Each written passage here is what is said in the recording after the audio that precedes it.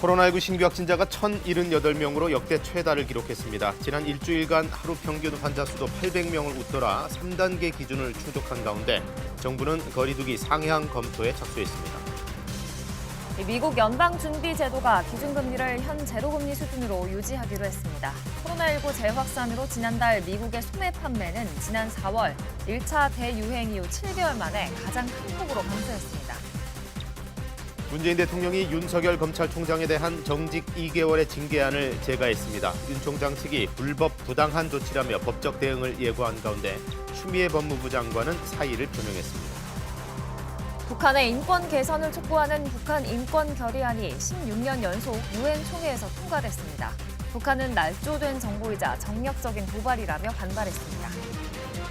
나흘째 강추위가 이어지는 가운데 중부와 전북, 경북에는 한파특보가 내려져 있습니다. 낮부터는 기온이 점차 올라 내일은 추위가 잠시 누그러지겠습니다. 여러분 안녕하십니까? 목요일 아침 뉴스광장 시작하겠습니다. 코로나19 신규 확진자 또다시 최고 기록을 갈아치웠습니다. 1,078명, 정부는 거리두기 3단계를 검토하고 있습니다. 취재기자 연결합니다. 김수영 기자, 먼저 환자 현황부터 정리해 주시죠. 네, 어제 0시 기준 국내 코로나19 신규 확진자 수는 1,078명으로 현자 발생 이후 가장 많았습니다. 이 가운데 국내 발생 신규 확진자는 1,054명, 그리고 해외 유입 사례는 24명입니다. 국내 발생을 지역별로 보면 서울 373명, 경기 320명, 인천 64명 등 70% 이상이 수도권에 집중됐습니다. 사망자는 12명이 늘어 이틀 연속 두 자릿수를 유지했고 누적 사망자는 612명에 달했습니다. 위중증 환자는 21명이 늘어 누적 226명이었습니다. 지금 병상 부족 문제도 심각하죠? 네, 그제 기준으로 수도권 중환자 전담 병상은 152개 가운데 단 3개만이 남았습니다. 전국적으로도 40여 개가 되지 않는 상황입니다. 이러다 보니 정부는 병상 확보를 방역의 최우선 과제로 설정했습니다. 정세균 국무총리도 어제 중앙재난안전대책본부 회의에서 병상 확보의 중요성을 강조했는데요. 특히 확진자가 많은 수도권 지자체들은 확진자 병상 배정에 행정력을 총동원해달라고 부탁했습니다. 정 총리는 이어 오후에는 국민건강보험공단 일산병원을 찾아 병상 확보 상황을 점검하며 의료진을 격려했습니다. 정부는 중증도가 상대적으로 낮거나 비교적 호전된 환자들은 준중환자실에 입원시켜 치료한다는 계획도 내놨습니다. 거리두기 3단계 논의는 어떻게 되고 있나요? 네, 방역당국이 3단계 격상 가능성을 배제하지 않고 있다 이렇게 밝혔습니다. 윤태호 중수본 방역총괄반장은 어제 정례 브리핑에서 3단계 검토 기준인 하루 800명에서 1,000명의 환자 수의 범위에 진입했다며 내부적으로도 검토하고 있다고 밝혔습니다. 정부는 다만 방역과 의료 대응 여력 또 사회적 여건 등을 종합적으로 고려해 결정할 것이라고 설명했습니다.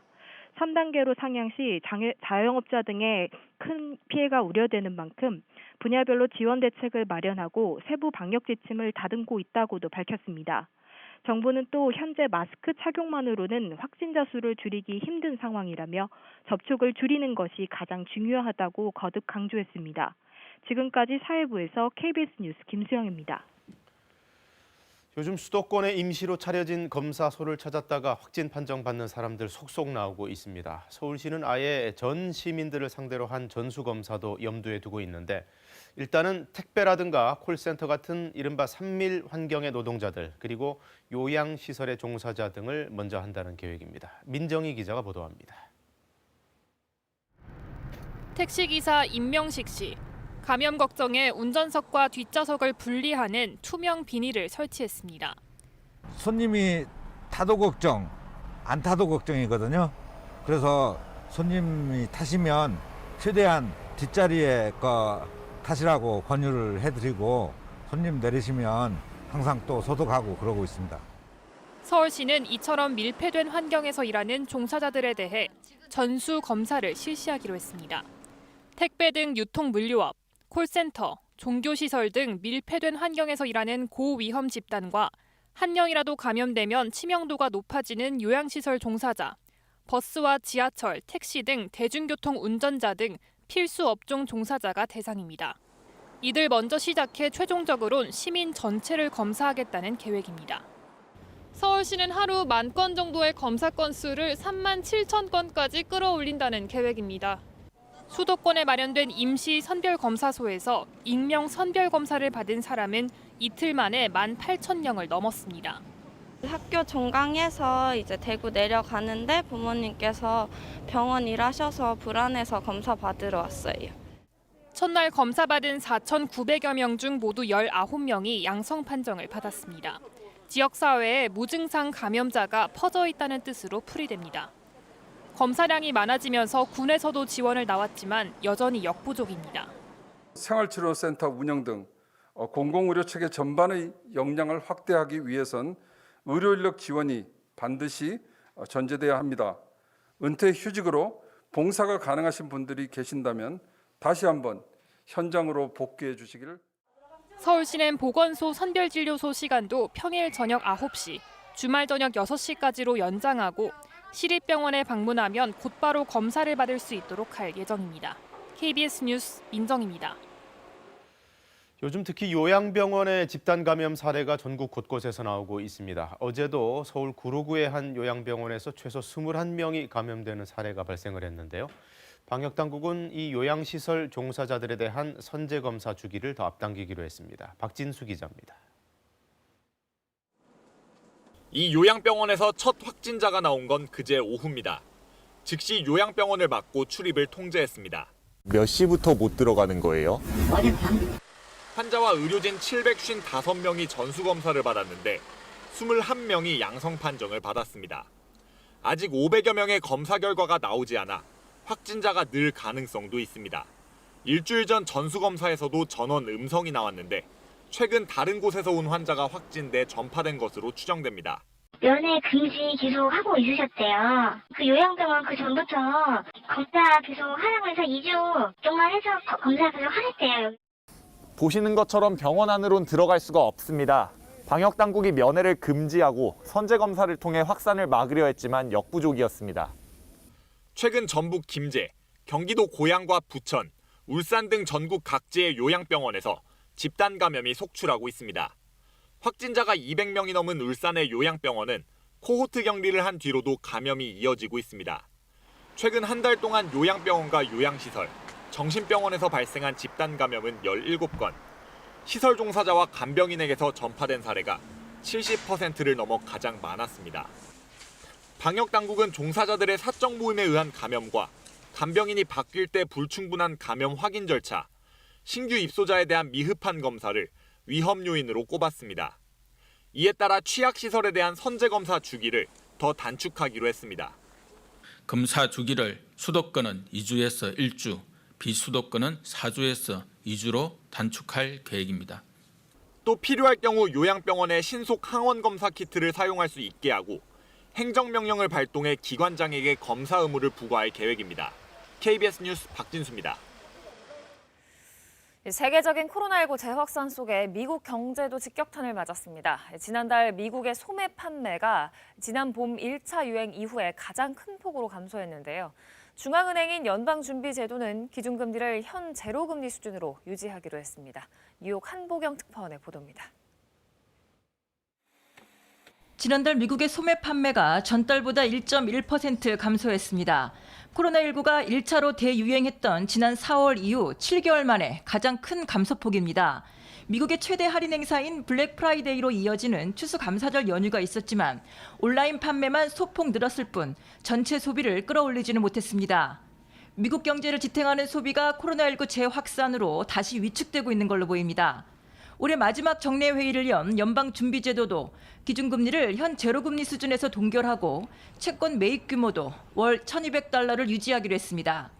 파월 연준 의장은 미국의 경제활동과 고용이 계속 회복은 되고 있지만 코로나19 사태 이전 수준에는 훨씬 못 미치고 있다며 코로나19 사태는 미국 경제에 상당한 부담을 줄 거라고 말했습니다.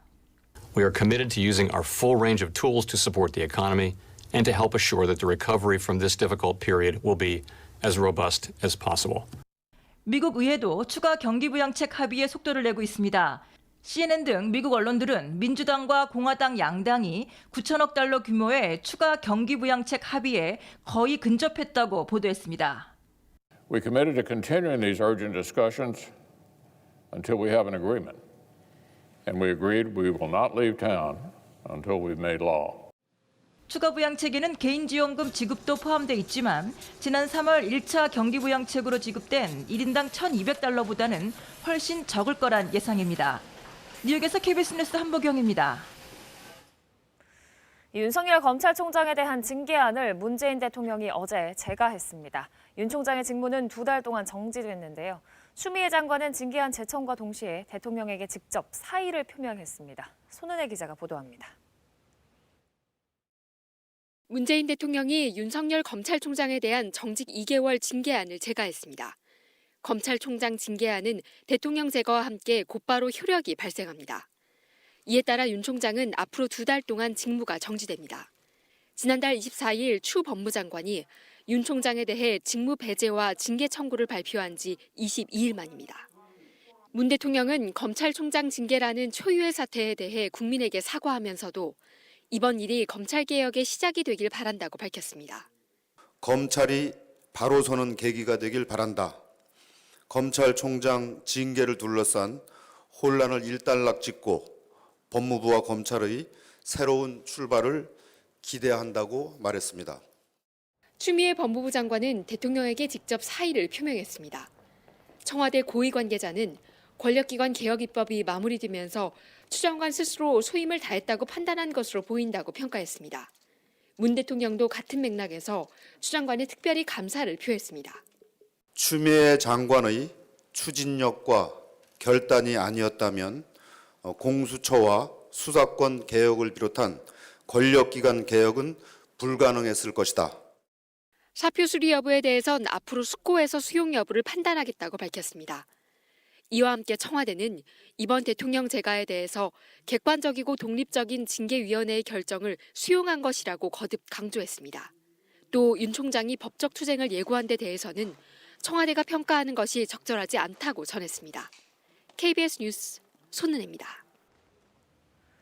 윤석열 총장 측은 끝까지 법적 대응할 것을 예고했습니다. 이번 징계 결정이 임기제인 검찰총장을 내쫓으려는 불법, 부당한 조치라고 주장했는데요. 빠른 복귀를 위해서 집행 정지를 받아내는 데 주력할 걸로 보입니다. 장덕수 기자입니다. 윤석열 검찰총장 측은 징계위 의결이 나오자 강력 반발했습니다. 임기제 검찰총장을 내쫓기 위한 불법 부당한 조치라며 징계위가 위법한 절차와 실체 없는 사유를 내세웠다고 주장했습니다.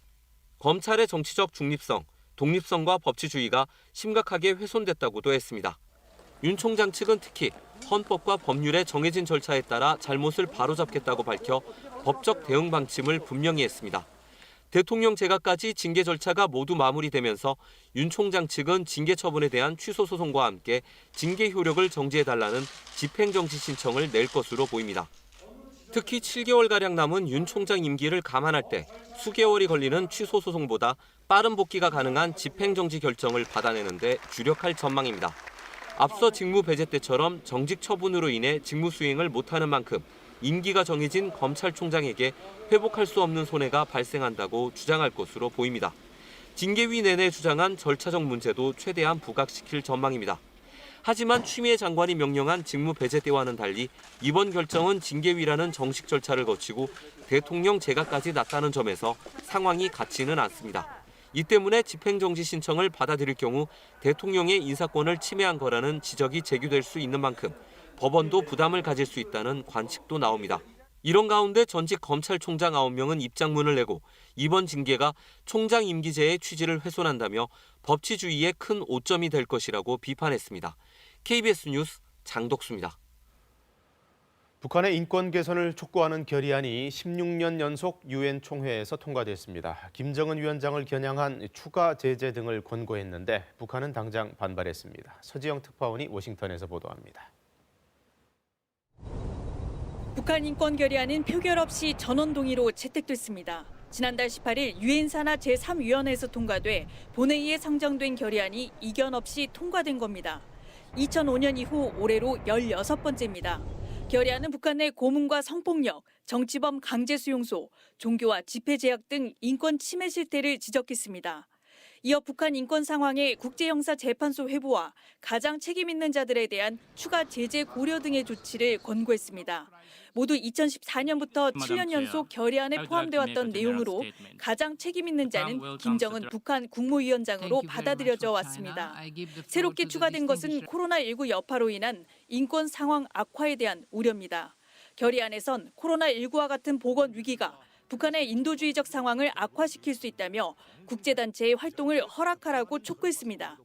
지난 9월 서해 공무원 피격 사건을 구체적으로 언급하진 않았지만 북한 인권특별보고관의 보고를 받아들인다고 명시했습니다. 앞서 킨타나 보고관은 공무원 피격 사건과 관련한 대북 규탄과 함께 유가족 보상을 촉구했습니다. 북한은 결의안 채택에 강력히 반대했습니다. 김성주 유엔 북한 대사는 탈북자들이 지어낸 날조된 정보라며 정략적이고 심각한 도발이라고 주장했습니다. 그러면서 결의안을 주도한 유럽연합에 자국의 인권 침해나 신경 쓰라며 맞받아쳤습니다. 중국도 서방 국가들의 이중잣대를 지적하며 전원 동의 채택에 동참하지 않겠다고 밝혔습니다. 이번에 통과된 결의안에는 EU 국가들 외에 일본, 미국, 영국 등 58개 회원국이 공동제안국으로 이름을 올렸습니다. 한국은 지난해부터 2년 연속 공동제안국에 참여하지 않았고 전원 동의에만 동참했습니다. 워싱턴에서 KBS 뉴스 서지영입니다. 바이든 미 대통령 당선인이 성소수자인 부티지지 전 사우스밴드 시장을 교통부 장관에 지명하는 등 내각 인선 작업에 박차를 가하고 있습니다. 이제 공화당 내에서도 바이든의 승리를 인정하는 분위기가 확산되고 있지만 여전히 트럼프의 입장은 요지부동입니다. 워싱턴 금철영 특파원입니다. 올해 민주당 대선 후보 경선 과정에서 초반 돌풍을 일으켰던 부티지지 전 인디애나 사우스밴드 시장이 차기 바이든 행정부의 교통부 장관에 지명됐습니다. He's got a vision of a next generation leader, and with experience and the temperament to lead change today. 스스로 성소수자임을 밝혔던 부티지지 전 시장은 올해 38살로 첫 대선 후보 경선 무대인 아이오와 코커스에서 1위를 차지하며 일약 차세대 주자로 떠올랐습니다. 부티지지 전 시장이 상원 인준을 거쳐 입각하게 되면 성소수자로서는 미 행정부 내 첫 장관이 됩니다.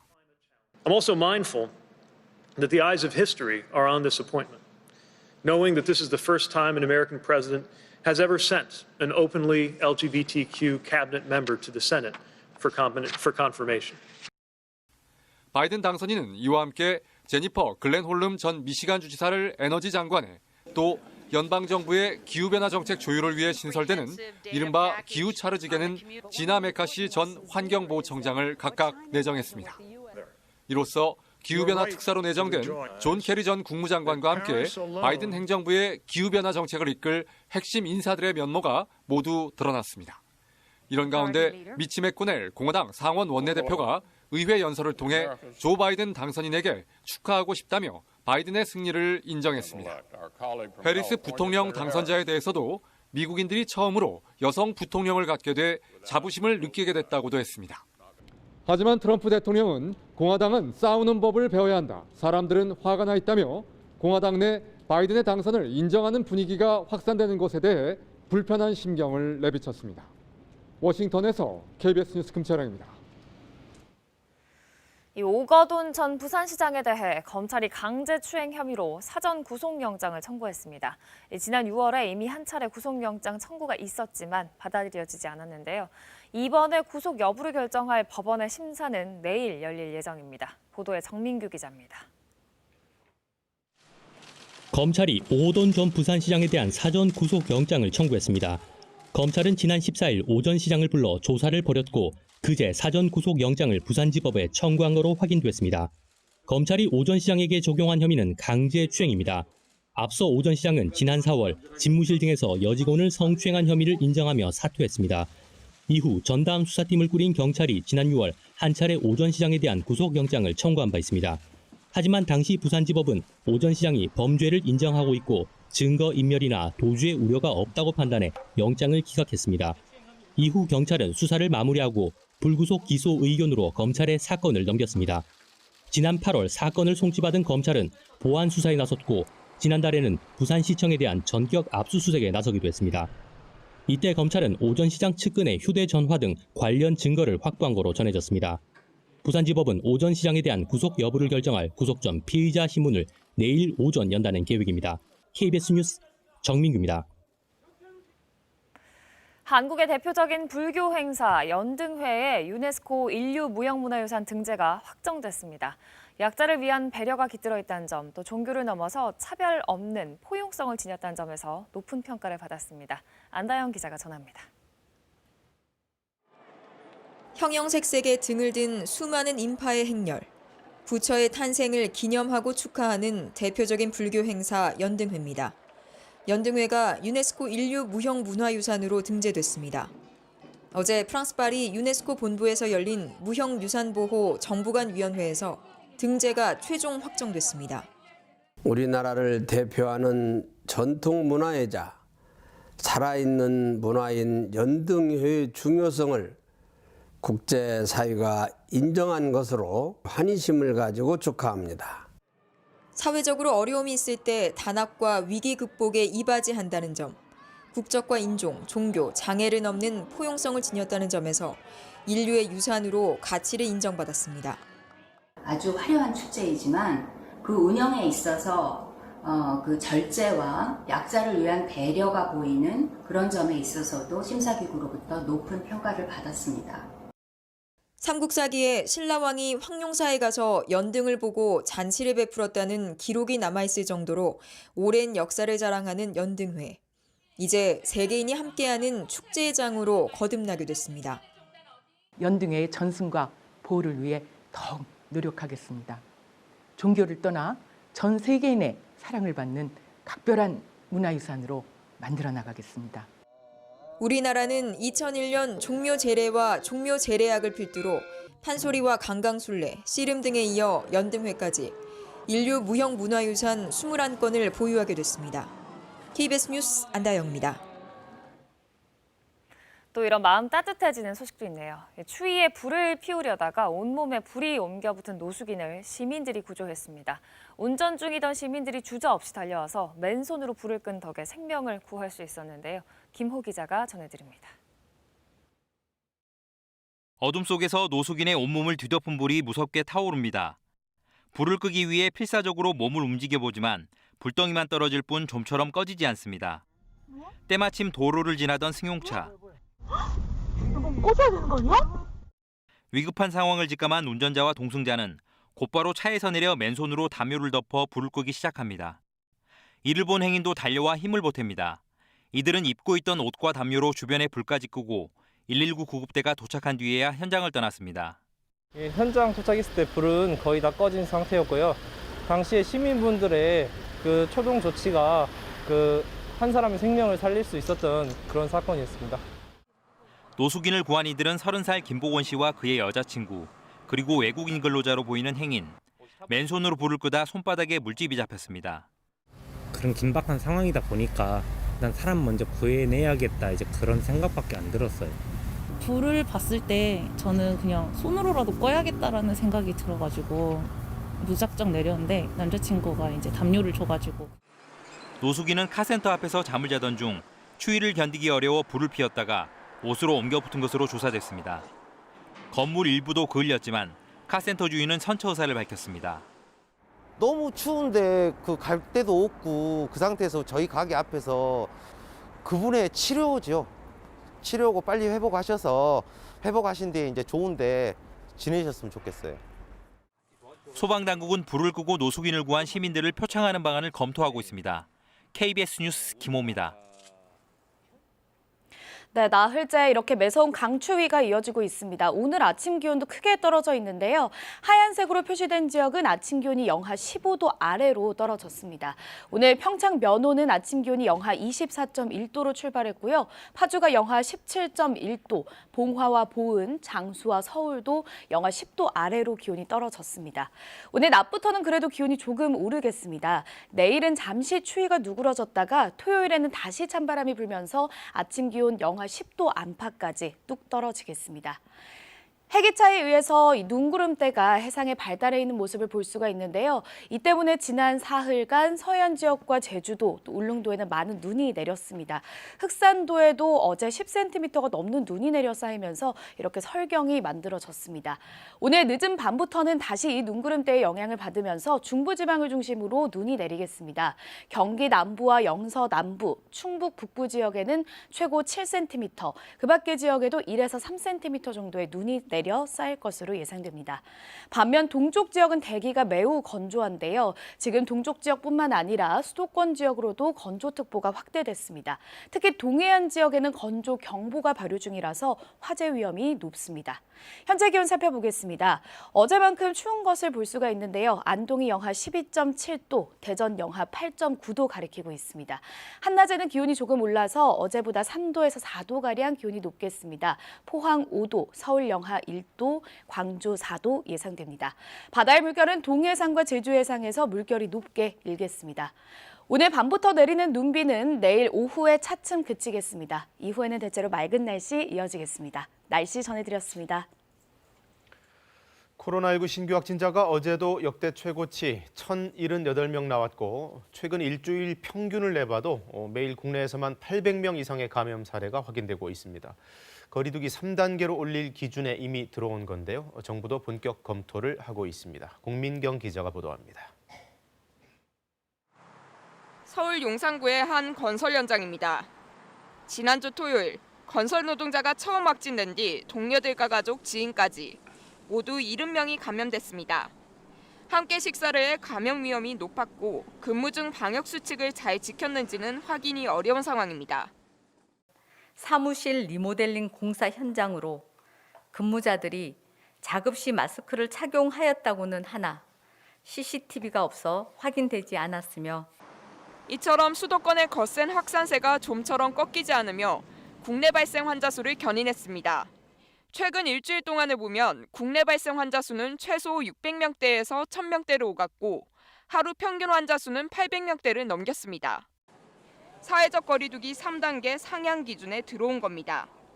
단계 격상을 결정할 때 핵심 지표인 환자 수 기준 외에 가장 중요하게 참고하겠다던 보조 지표는 중증 환자 병상 수용 능력인데 이마저도 심각한 상태입니다. 즉시 사용 가능한 중증 환자 병상은 지난주 토요일 62개에서 40개까지 줄어들었습니다. 특히 확진자가 집중된 수도권엔 3개만 남았습니다. 감염에 취약한 60대 이상 고령 확진자 비율도 최근 일주일 동안 30%를 넘겼습니다. 정부가 거리두기 3단계 상향 검토에 착수한 이유입니다. 정부는 우선 현재의 거리두기 단계를 제대로 이행하고자 총력을 다하고 있습니다.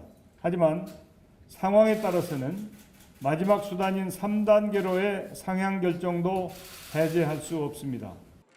정부는 마스크 착용만으로는 확진자 수를 떨어뜨리기가 힘든 상황이라며 접촉을 줄이는 게 가장 중요하다고 거듭 강조했습니다.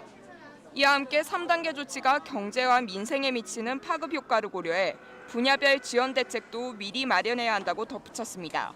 KBS 뉴스 공민경입니다. 네, 요양병원 집단 감염이 전국적으로 잇따르고 있는데 특히 부산 상황이 아주 안 좋습니다. 강예슬 기자가 요양병원들의 현장 사정을 한번 살펴봤는데 감염에 취약한 요인들, 또 부실한 조치들이 눈에 많이 띄었습니다. 함께 보시죠. 10명의 확진자가 나온 제2나라 요양병원입니다. 이번 환자가 확진된 이후에도 병원 직원들은 이 사실을 모른 채 확진자와 접촉했습니다. 방호복도 제대로 갖춰지지 않았습니다. 비닐로 된 보호복이 있거든요. 환자들 그거 하나씩 입혀가지고 2층에 격리실이 있거든요. 그쪽으로 내렸어요. 막을 수 있는 건 아니겠죠. 방호복이나 이런 게 아니니까. 지난달 25일 첫 확진자가 나온 인창요양병원. 20일이 넘도록 확진자가 계속 발생하고 있습니다. 초기만 해도 일부 병동에서만 확진자가 나왔습니다. 그러나 다른 병동으로 감염이 이어지며 뒤늦게 병원 전체에 동일 집단 격리 조치가 내려졌습니다. 이 요양병원에서 나온 관련 확진자는 지금까지 모두 120명. 직원들이 층간을 오가는 일상이동 등이 완벽히 통제되지 못한 것도 확산 원인으로 추정됩니다. 특히 병원의 설계 구조상 병상 간격을 넓히기 어렵습니다. 다인실에서 병상 침상 간격이 2m 이상의 거리를 둔 요양병원은 어느 곳도 없습니다. 대부분 1m 이내의 그 침상 간격을 두다 보니 환자의 밀집도가 높아 감염 위험이 높은 데다가 치매 환자가 많아 마스크를 씌워줘도 벗어버리는 경우가 잦았습니다. 고령 중증 환자들을 치료를 위해 목욕을 시켜주는 과정에서도 접촉을 피하기 힘든 환경입니다. 요양병원의 구조와 근무 환경이 병원 내부의 감염 확산을 막는 데 걸림돌이 됐습니다. KBS 뉴스 강예슬입니다. 충남 보령의 한 대학 기숙사에서는 베트남에서 온 유학생들이 집단으로 감염됐습니다. 베트남뿐 아니라 여러 나라 사람들이 함께 모여 지내던 곳인데 유독 베트남 유학생들만 감염 사례가 나왔고 그 원인이 따로 있어 보입니다. 유진환 기자가 알아봤습니다. 코로나19에 집단 감염된 베트남 유학생들이 생활한 대학 기숙사입니다. 이 기숙사 2층은 베트남 유학생 50명과 함께 우즈베키스탄과 태국 유학생 17명 등 67명이 생활하는 유학생 전용 공간입니다. 지난 14일 첫 확진자가 나온 뒤 유학생 모두를 검사했는데 베트남 유학생 사이에서만 20명의 확진자가 나왔습니다. 방역당국은 베트남 학생들이 별도의 밀폐된 공간에서 음식을 함께 만들어 먹었다는 것에 주목하고 있습니다. 이 과정에서 집단 감염된 것으로 추정하고 있습니다. 음식이 입맛에 안 맞는 학생들이 있어서 별도 건물의 지하 공간에 전용 조리 공간이 있습니다. 거의 베트남 학생들 전용 공간처럼 됐습니다. 지역사회 확산 우려도 커지고 있습니다. 확진 판정을 받은 베트남 학생 가운데 13명이 지난 주말 식당 등에서 아르바이트를 한 것으로 확인됐기 때문입니다. 방역당국은 이들 학생들의 동선과 접촉자 파악에 나서는 한편 이 대학 학생과 교직원 700여 명에 대해 전수 검사를 진행하고 있습니다. 그쪽에서 양성으로 나오면 그것이 2차, 3차 감염이 되기 때문에 그런 부분을 좀 더 세심하게 챙기고. 집단 감염에다 지역사회 확산 우려까지 커지자 보령시는 사회적 거리 두기를 2.5단계로 강화했습니다. KBS 뉴스 유진환입니다. 갈수록 나빠지는 상황에 요즘 자영업자들은 빚을 내가면서 간신히 버티고 있는데요. 장사를 못해도 꼬박꼬박 내야 하는 임대료는 무엇보다 가장 큰 고통입니다. 김지숙 기자가 자영업자들의 목소리를 들어봤습니다. 10년째 백반집을 운영하고 있는 주숙자 씨. 코로나 사태로 매출이 절반 이하로 떨어졌습니다. 최근엔 하루 확진자가 1,000명을 넘어서면서 그나마 있던 손님도 뚝 끊겼습니다. 이게 지금 오늘 하루 벌은 돈이야 이게. 얼마예요? 7만 원, 5천 원짜리까지.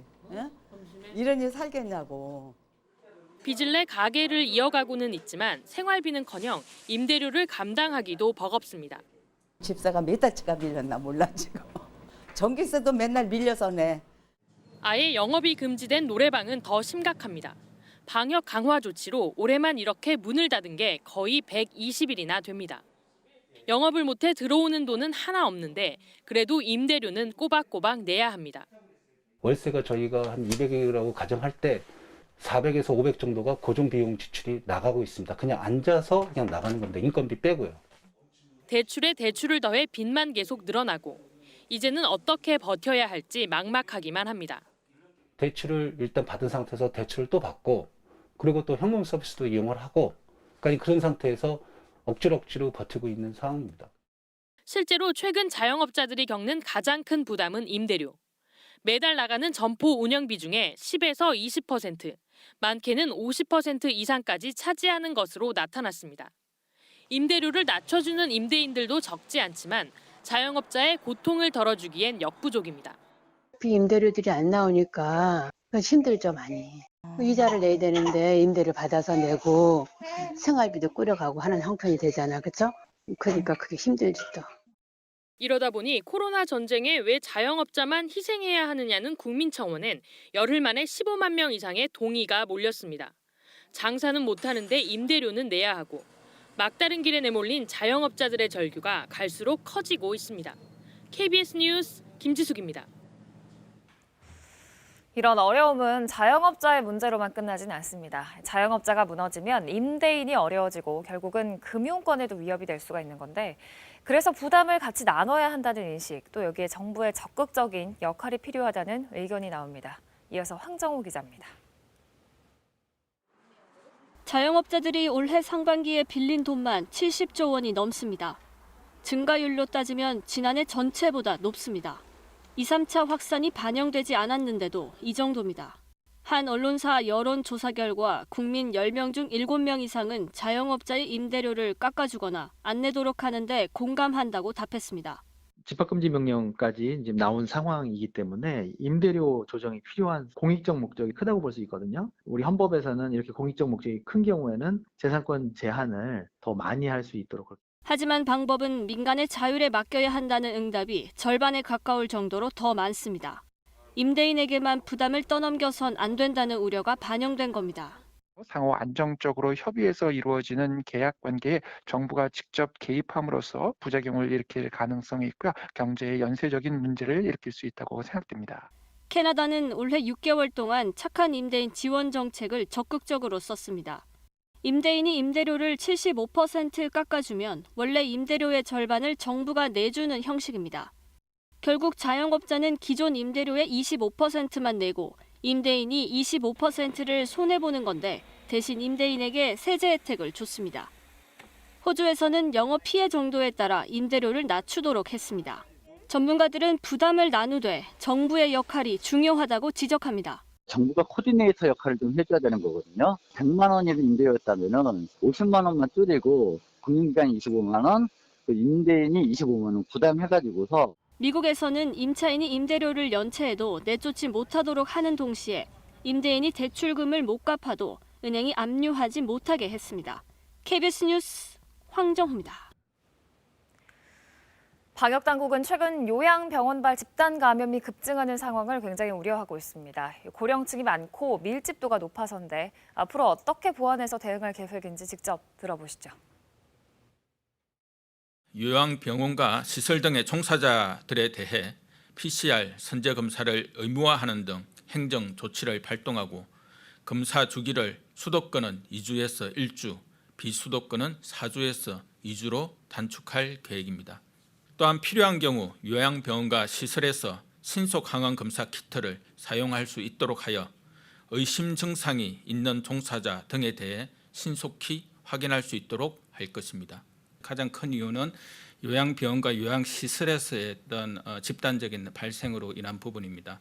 물론 확진자 수의 전체적인 규모도 중요하지만은 특히 고령층의 기저질환자가 최근에 많이 발생을 해왔고 그러한 요인들이 어제 사망자 그리고 그제 사망자가 많이 발생하는 가장 중요한 요인들이라고 저희들이 보고 있습니다.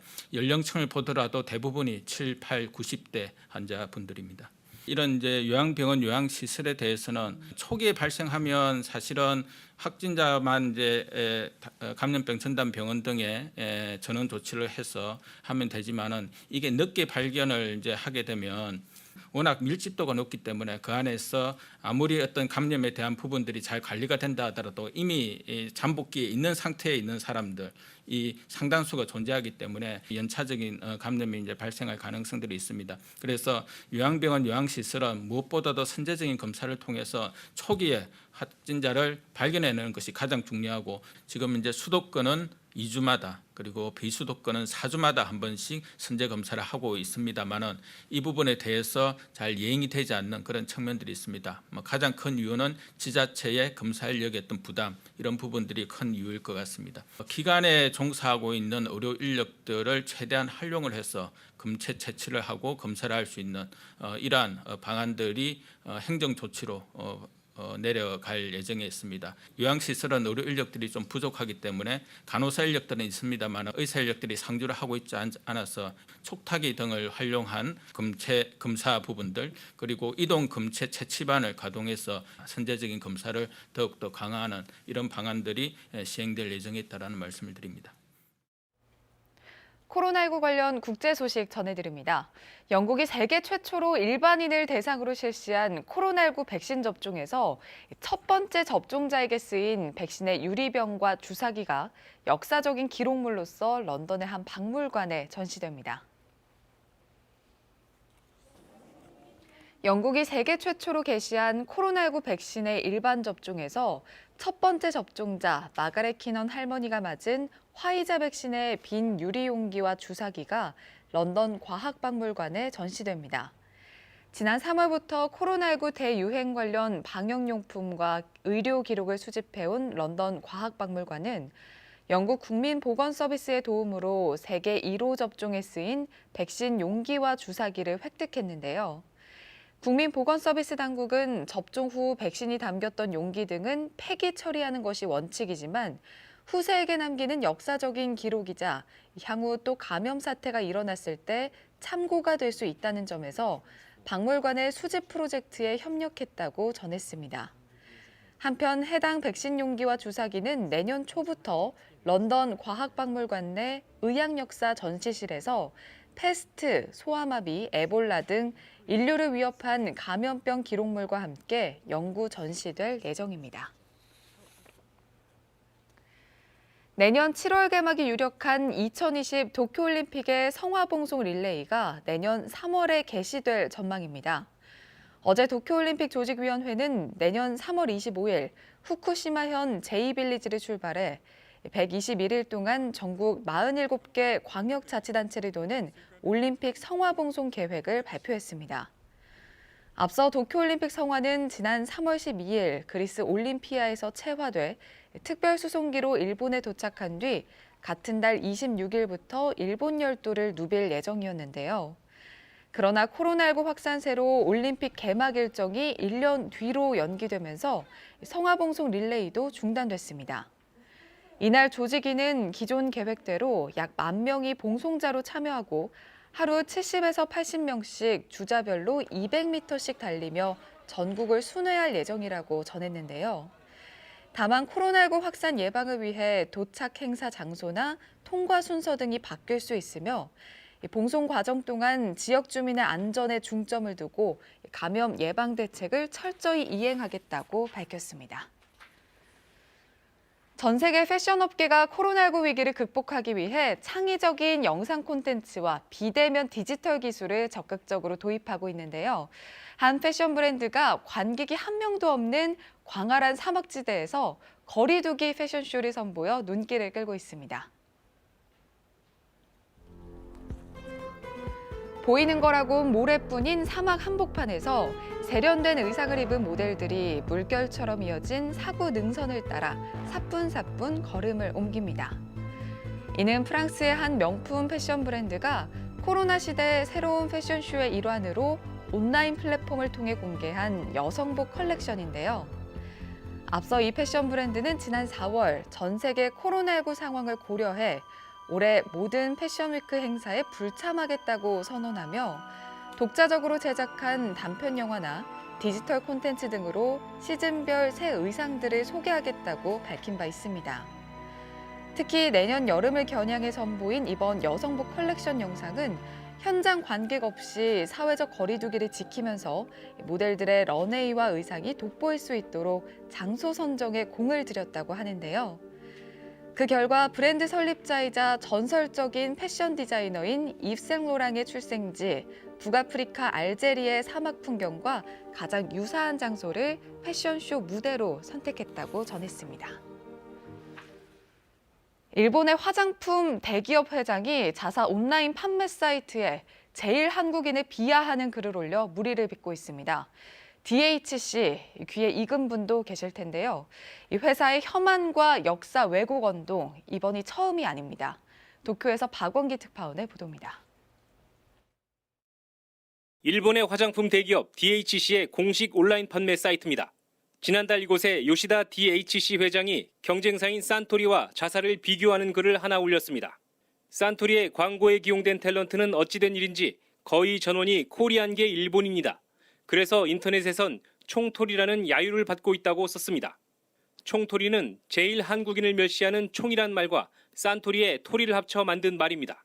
DHC 측이 혐한과 차별, 역사 왜곡을 일삼은 것은 이번이 처음이 아닙니다.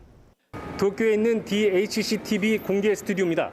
지난해 평화의 소녀상을 비하하거나 강제징용을 부정하는 내용을 여과 없이 내보내 논란을 일으킨 곳이기도 합니다. 당시 한국에 대한 일본의 수출 규제로 양국 관계는 악화일로를 걷고 있었는데 한국의 일본산 불매운동을 가짜라고 폄하하는가 하면 혐한 조장과 역사 왜곡도 서슴지 않았습니다. DHC에 논란이 된 글을 인터넷 판매 사이트에 올린 이유를 묻자 즉각적인 답변을 회피합니다. お電話では答えしかねる案件でして、メールにてお送りいただいてもよろしいですか? 이번 본사 회장의 비하 발언으로 지난해 있었던 DHC 코리아 대표의 직접 사과까지 진정성을 의심받게 됐습니다. 도쿄에서 KBS 뉴스 박원기입니다. 네, 이번에는 코로나19 관련해서 국내 소식 몇 가지 더 전해드리겠습니다. 첫 번째 키워드부터 살펴보시죠. 네, 3단계가 임박했다는 SNS 소문, 사실이 아니다라는 키워드인데요. 최근 사회관계망 서비스를 중심으로 코로나19 확진자가 1,000명이 나오면 거리두기 3단계 상향 발표가 임박했다는 출처를 알 수 없는 소문이 돌았는데요. 이에 대해서 방역당국이 사실이 아니라고 답했습니다. 중앙재난안전대책본부는 어제 거리두기 3단계 격상은 효과성이 확실히 담보돼야 한다며 사회 경제적 피해가 큰 만큼 전문가와 관계 부처, 지자체 의견을 수렴하고 있다고 설명했습니다. 그러면서 거리두기 조정에 대해서는 보건당국이 미리 알릴 예정이라고 덧붙였습니다. 네, 두 번째 키워드 보겠습니다. 네, 의료 인력 부족, 서울시 시민협조 요청했다는 내용인데요. 이 코로나19 확진자가 늘면서 검사 수요도 폭증하고 있는데 그만큼 현장에서 일하는 의료진의 피로도 커지고 있습니다. 서울시가 의료 전문 자격증을 보유한 시민들의 협조를 요청했습니다. 서정엽 서울시 권한대행은 어제 현재 5,000명이 넘는 의사와 간호사가 현장에 투입돼 있지만 코로나19 사태 장기화로 탈진 직전에 이른 상황이라며 시민들의 협조를 요청했습니다. 특히 의사와 간호사, 간호조무사, 임산병리사 등 의료 전문 자격증을 보유한 시민들에게 도와달라고 호소했는데요. 또한 은퇴와 휴직 중이지만 봉사가 가능한 상황이라면 현장으로 복귀해달라고 부탁했습니다. 네, 세 번째 키워드 보겠습니다. 네, 불법 체류 외국인 출국 신고서 온라인으로 할 수 있다는 내용인데요. 이 코로나19 확산을 막기 위해서 법무부가 온라인으로 출국 신고를 받기로 했습니다. 네, 법무부는 불법 체류 외국인의 국내 이동을 최소화하기 위해서 어제부터 온라인 사전 신고제를 시행하고 있습니다.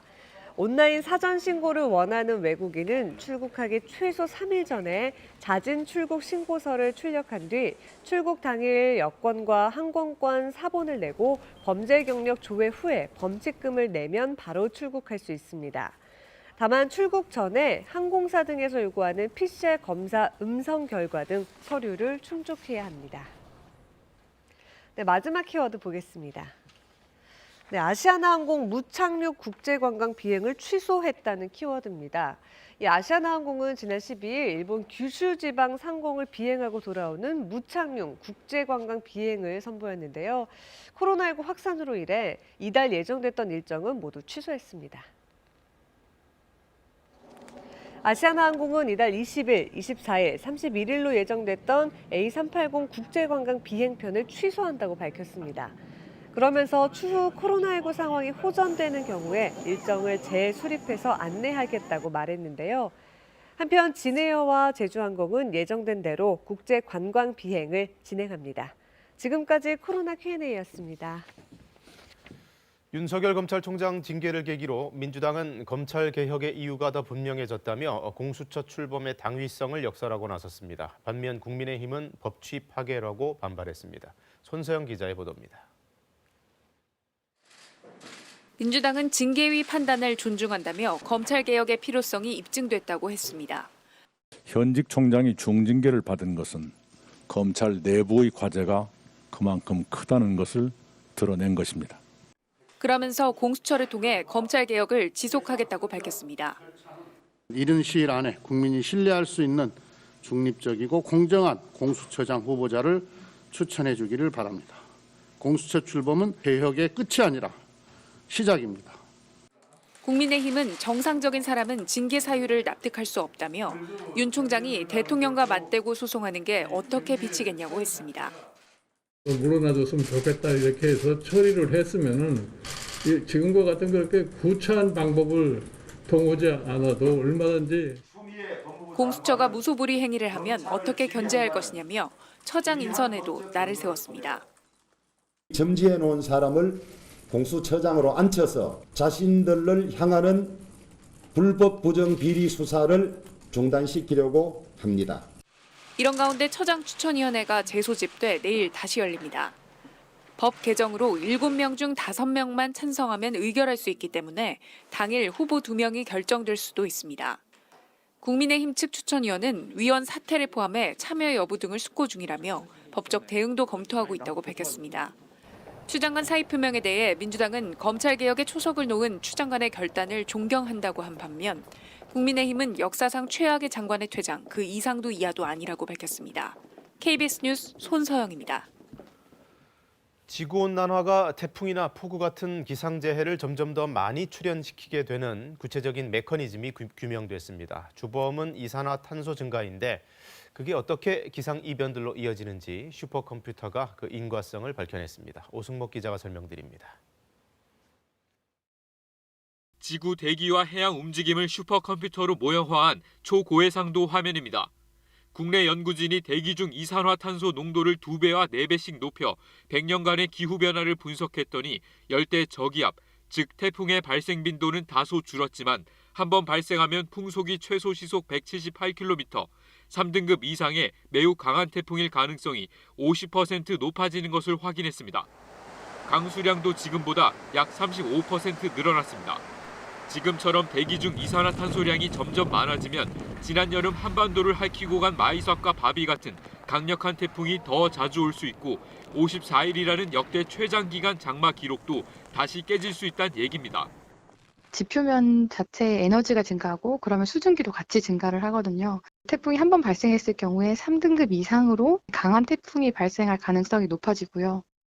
연구진은 이산화탄소 증가에 따른 지구온난화가 태풍에 영향을 미치는 원리는 좀 더 분석이 필요하다면서도 지금의 이산화탄소 증가 추세를 막지 못하면 기상이변은 더 자주, 더 심각하게 발생할 것이라고 경고했습니다. 이번 연구 성과는 국제학술지 사이언스 어드밴시스에도 게재됐습니다. KBS 뉴스 오승목입니다. 부모가 내준 보험을 해약해서 18억 원짜리 아파트를 산 20대 등 편법 증여 의심 사례가 100여 건 적발됐습니다. 이런 부동산 의심 거래는 서울 강남과 송파 등 비싼 주택이 밀집한 지역에서 특히 많았습니다. 임재성 기자가 보도합니다. 정부는 5월과 6월 서울 용산과 강남, 송파 일부 지역을 토지거래 허가구역으로 묶었습니다. 정비창 부지와 국제교류 복합지구 등 개발 호재가 있는 곳입니다. 규제지역 지정과 동시에 부동산 거래에 대한 정밀조사에 들어갔는데 여러 이상 징후가 포착됐습니다. 강남에 18억 원짜리 아파트를 산 20대의 자금 흐름을 조사했더니 보험을 해약해 9억 원을 마련한 것으로 돼 있었습니다. 하지만 보험료를 낸 건 구매자가 미성년자였던 시기였습니다. 부모가 보험료를 대신 내주는 방식으로 편법 증여를 했다는 의혹이 나옵니다.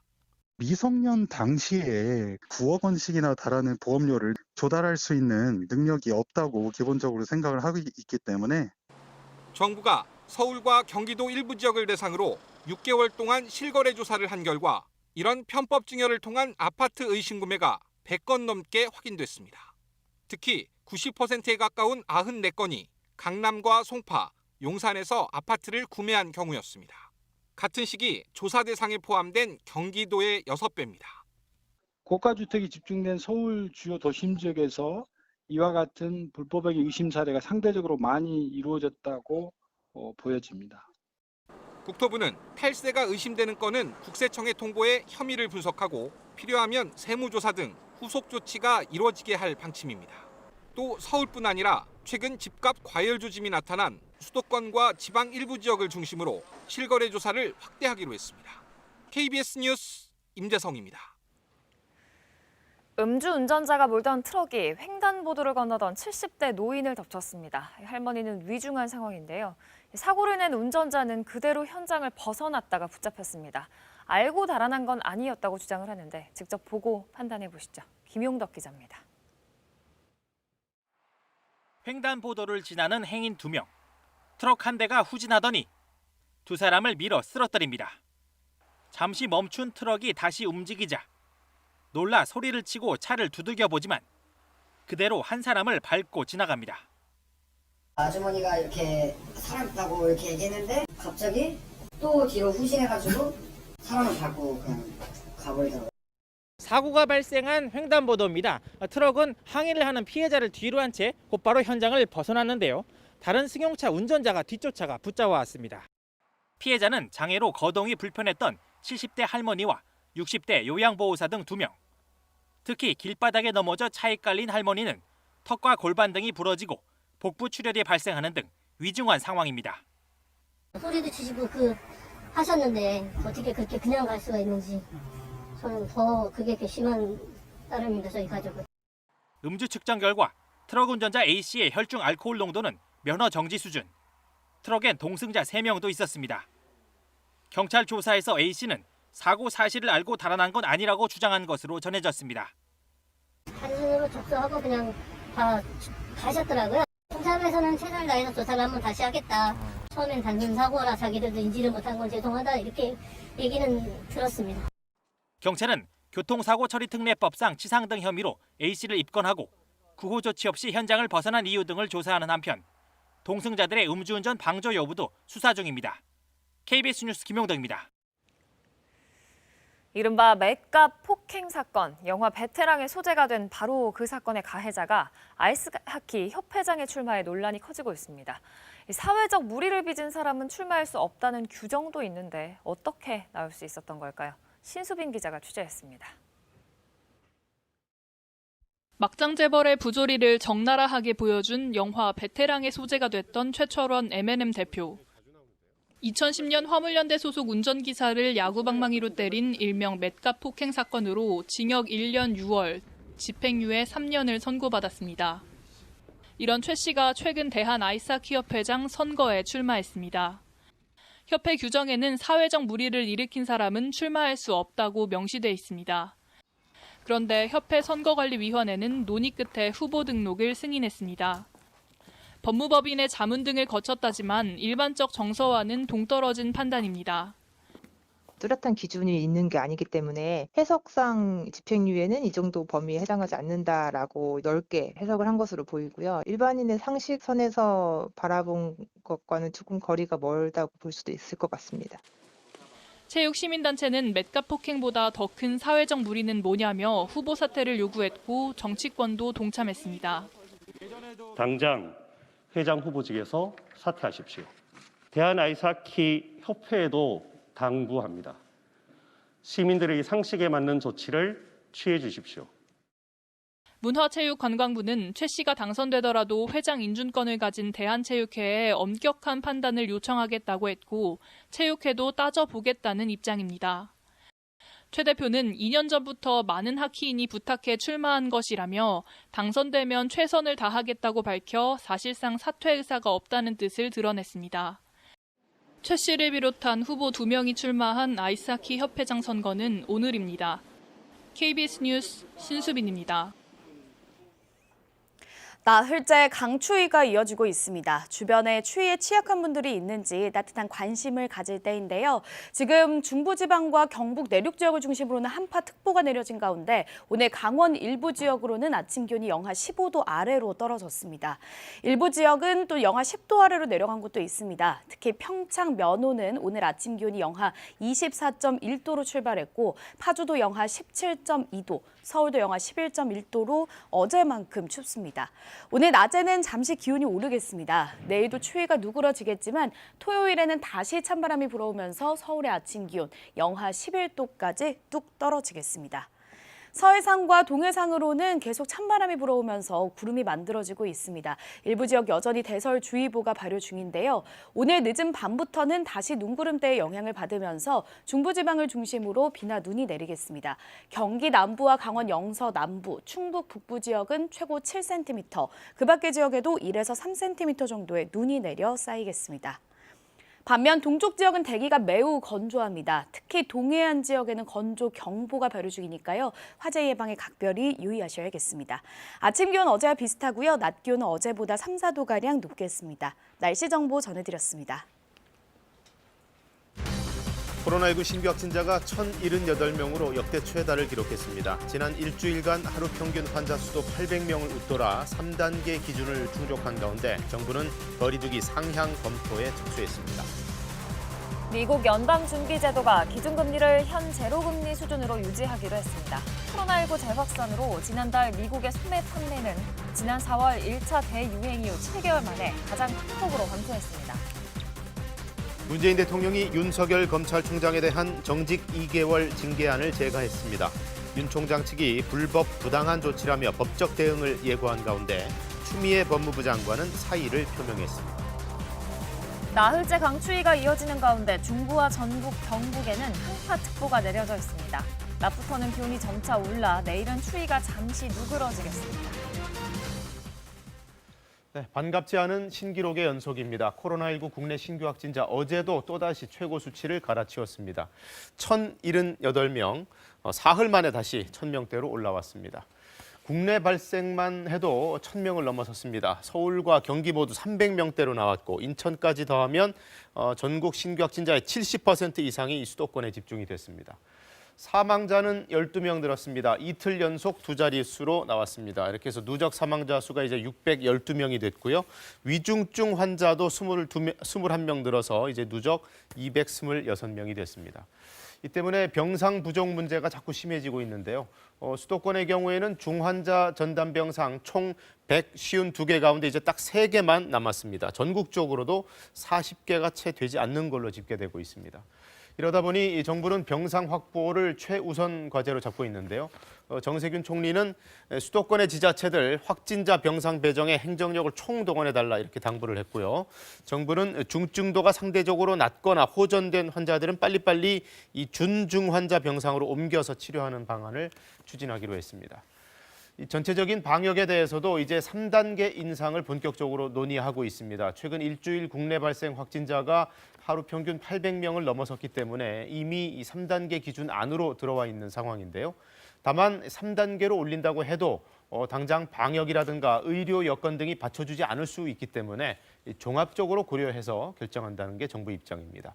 보도에 공민경 기자입니다. 서울 용산구의 한 건설 현장입니다. 지난주 토요일 건설 노동자가 처음 확진된 뒤 동료들과 가족, 지인까지 모두 70명이 감염됐습니다.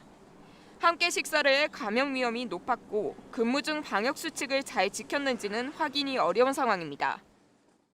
사무실 리모델링 공사 현장으로 근무자들이 작업 시 마스크를 착용하였다고는 하나 CCTV가 없어 확인되지 않았으며 이처럼 수도권의 거센 확산세가 좀처럼 꺾이지 않으며 국내 발생 환자 수를 견인했습니다.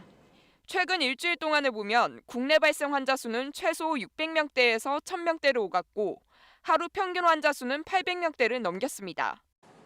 사회적 거리두기 3단계 상향 기준에 들어온 겁니다. 단계 격상을 결정할 때 핵심 지표인 환자 수 기준 외에 가장 중요하게 참고하겠다던 보조 지표는 중증 환자 병상 수용 능력인데 이마저도 심각한 상태입니다. 즉시 사용 가능한 중증 환자 병상은 지난주 토요일 62개에서 40개까지 줄어들었습니다. 특히 확진자가 집중된 수도권엔 3개만 남았습니다.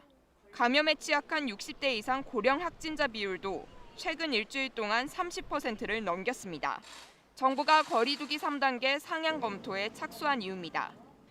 정부는 우선 현재의 거리두기 단계를 제대로 이행하고자 총력을 다하고 있습니다. 하지만 상황에 따라서는 마지막 수단인 3단계로의 상향 결정도 배제할 수 없습니다. 정부는 마스크 착용만으로는 확진자 수를 떨어뜨리기가 힘든 상황이라며 접촉을 줄이는 게 가장 중요하다고 거듭 강조했습니다. 이와 함께 3단계 조치가 경제와 민생에 미치는 파급 효과를 고려해 분야별 지원 대책도 미리 마련해야 한다고 덧붙였습니다. KBS 뉴스 공민경입니다. 이번 3차 유행도 마찬가지지만 앞서 1, 2차 유행 때도 택배 물류센터나 콜센터 같은 곳에서 집단 감염 사례가 많이 나왔습니다. 아무래도 밀접, 밀집, 밀폐 이런 환경 속에서 노동자들이 일을 하기 때문인데 방역당국이 이제 증상 유무와 상관없이 선제적 검사에 나서기로 했습니다. 민정희 기자가 보도합니다. 택시기사 임명식 씨. 감염 걱정에 운전석과 뒷좌석을 분리하는 투명 비닐을 설치했습니다. 손님이 타도 걱정, 안 타도 걱정이거든요. 그래서 손님이 타시면 최대한 뒷자리에 거 타시라고 권유를 해드리고 손님 내리시면 항상 또 소독하고 그러고 있습니다. 서울시는 이처럼 밀폐된 환경에서 일하는 종사자들에 대해 전수 검사를 실시하기로 했습니다. 택배 등 유통 물류업, 콜센터, 종교시설 등 밀폐된 환경에서 일하는 고위험 집단과 한 명이라도 감염되면 치명도가 높아지는 요양시설 종사자, 버스와 지하철, 택시 등 대중교통 운전자 등 필수 업종 종사자가 대상입니다. 이들 먼저 시작해 최종적으론 시민 전체를 검사하겠다는 계획입니다. 서울시는 하루 10,000건 정도의 검사 건수를 37,000건까지 끌어올린다는 계획입니다. 수도권에 마련된 임시 선별검사소에서 익명 선별검사를 받은 사람은 이틀 만에 18,000명을 넘었습니다. 학교 종강에서 이제 대구 내려가는데 부모님께서 병원 일하셔서 불안해서 검사 받으러 왔어요. 첫날 검사받은 4,900여 명 중 모두 19명이 양성 판정을 받았습니다. 지역사회에 무증상 감염자가 퍼져 있다는 뜻으로 풀이됩니다. 검사량이 많아지면서 군에서도 지원을 나왔지만 여전히 역부족입니다. 생활치료센터 운영 등 공공의료 체계 전반의 역량을 확대하기 위해선 의료인력 지원이 반드시 전제돼야 합니다. 은퇴 휴직으로 봉사가 가능하신 분들이 계신다면 다시 한번 현장으로 복귀해 주시기를. 서울시는 보건소 선별진료소 시간도 평일 저녁 9시, 주말 저녁 6시까지로 연장하고 시립병원에 방문하면 곧바로 검사를 받을 수 있도록 할 예정입니다. KBS 뉴스 민정입니다. 특히 이번 유행 기간에 제일 많이 눈에 띄는 집단 감염 사례가 요양시설들입니다. 전국 각지에서 발생하고 있고 누적 감염자가 수십 명, 심지어 100명을 넘어서는 경우가 속출하고 있는데 당국은 그 종사자들에 대한 선제 검사도 더 확대하기로 했습니다. 박진수 기자가 보도합니다. 이 요양병원에서 첫 확진자가 나온 건 그제 오후입니다. 즉시 요양병원을 막고 출입을 통제했습니다. 몇 시부터 못 들어가는 거예요? 환자와 의료진 755명이 전수검사를 받았는데 21명이 양성 판정을 받았습니다. 아직 500여 명의 검사 결과가 나오지 않아 확진자가 늘 가능성도 있습니다. 일주일 전 전수검사에서도 전원 음성이 나왔는데 최근 다른 곳에서 온 환자가 확진돼 전파된 것으로 추정됩니다. 면회 금지 계속 하고 있으셨대요. 그 요양병원 그 전부터 검사 계속 하라고 해서 2주 동안 해서 검사 계속 하랬대요. 보시는 것처럼 병원 안으론 들어갈 수가 없습니다. 방역 당국이 면회를 금지하고 선제 검사를 통해 확산을 막으려 했지만 역부족이었습니다. 최근 전북 김제, 경기도 고양과 부천, 울산 등 전국 각지의 요양병원에서 집단 감염이 속출하고 있습니다. 확진자가 200명이 넘은 울산의 요양병원은 코호트 격리를 한 뒤로도 감염이 이어지고 있습니다.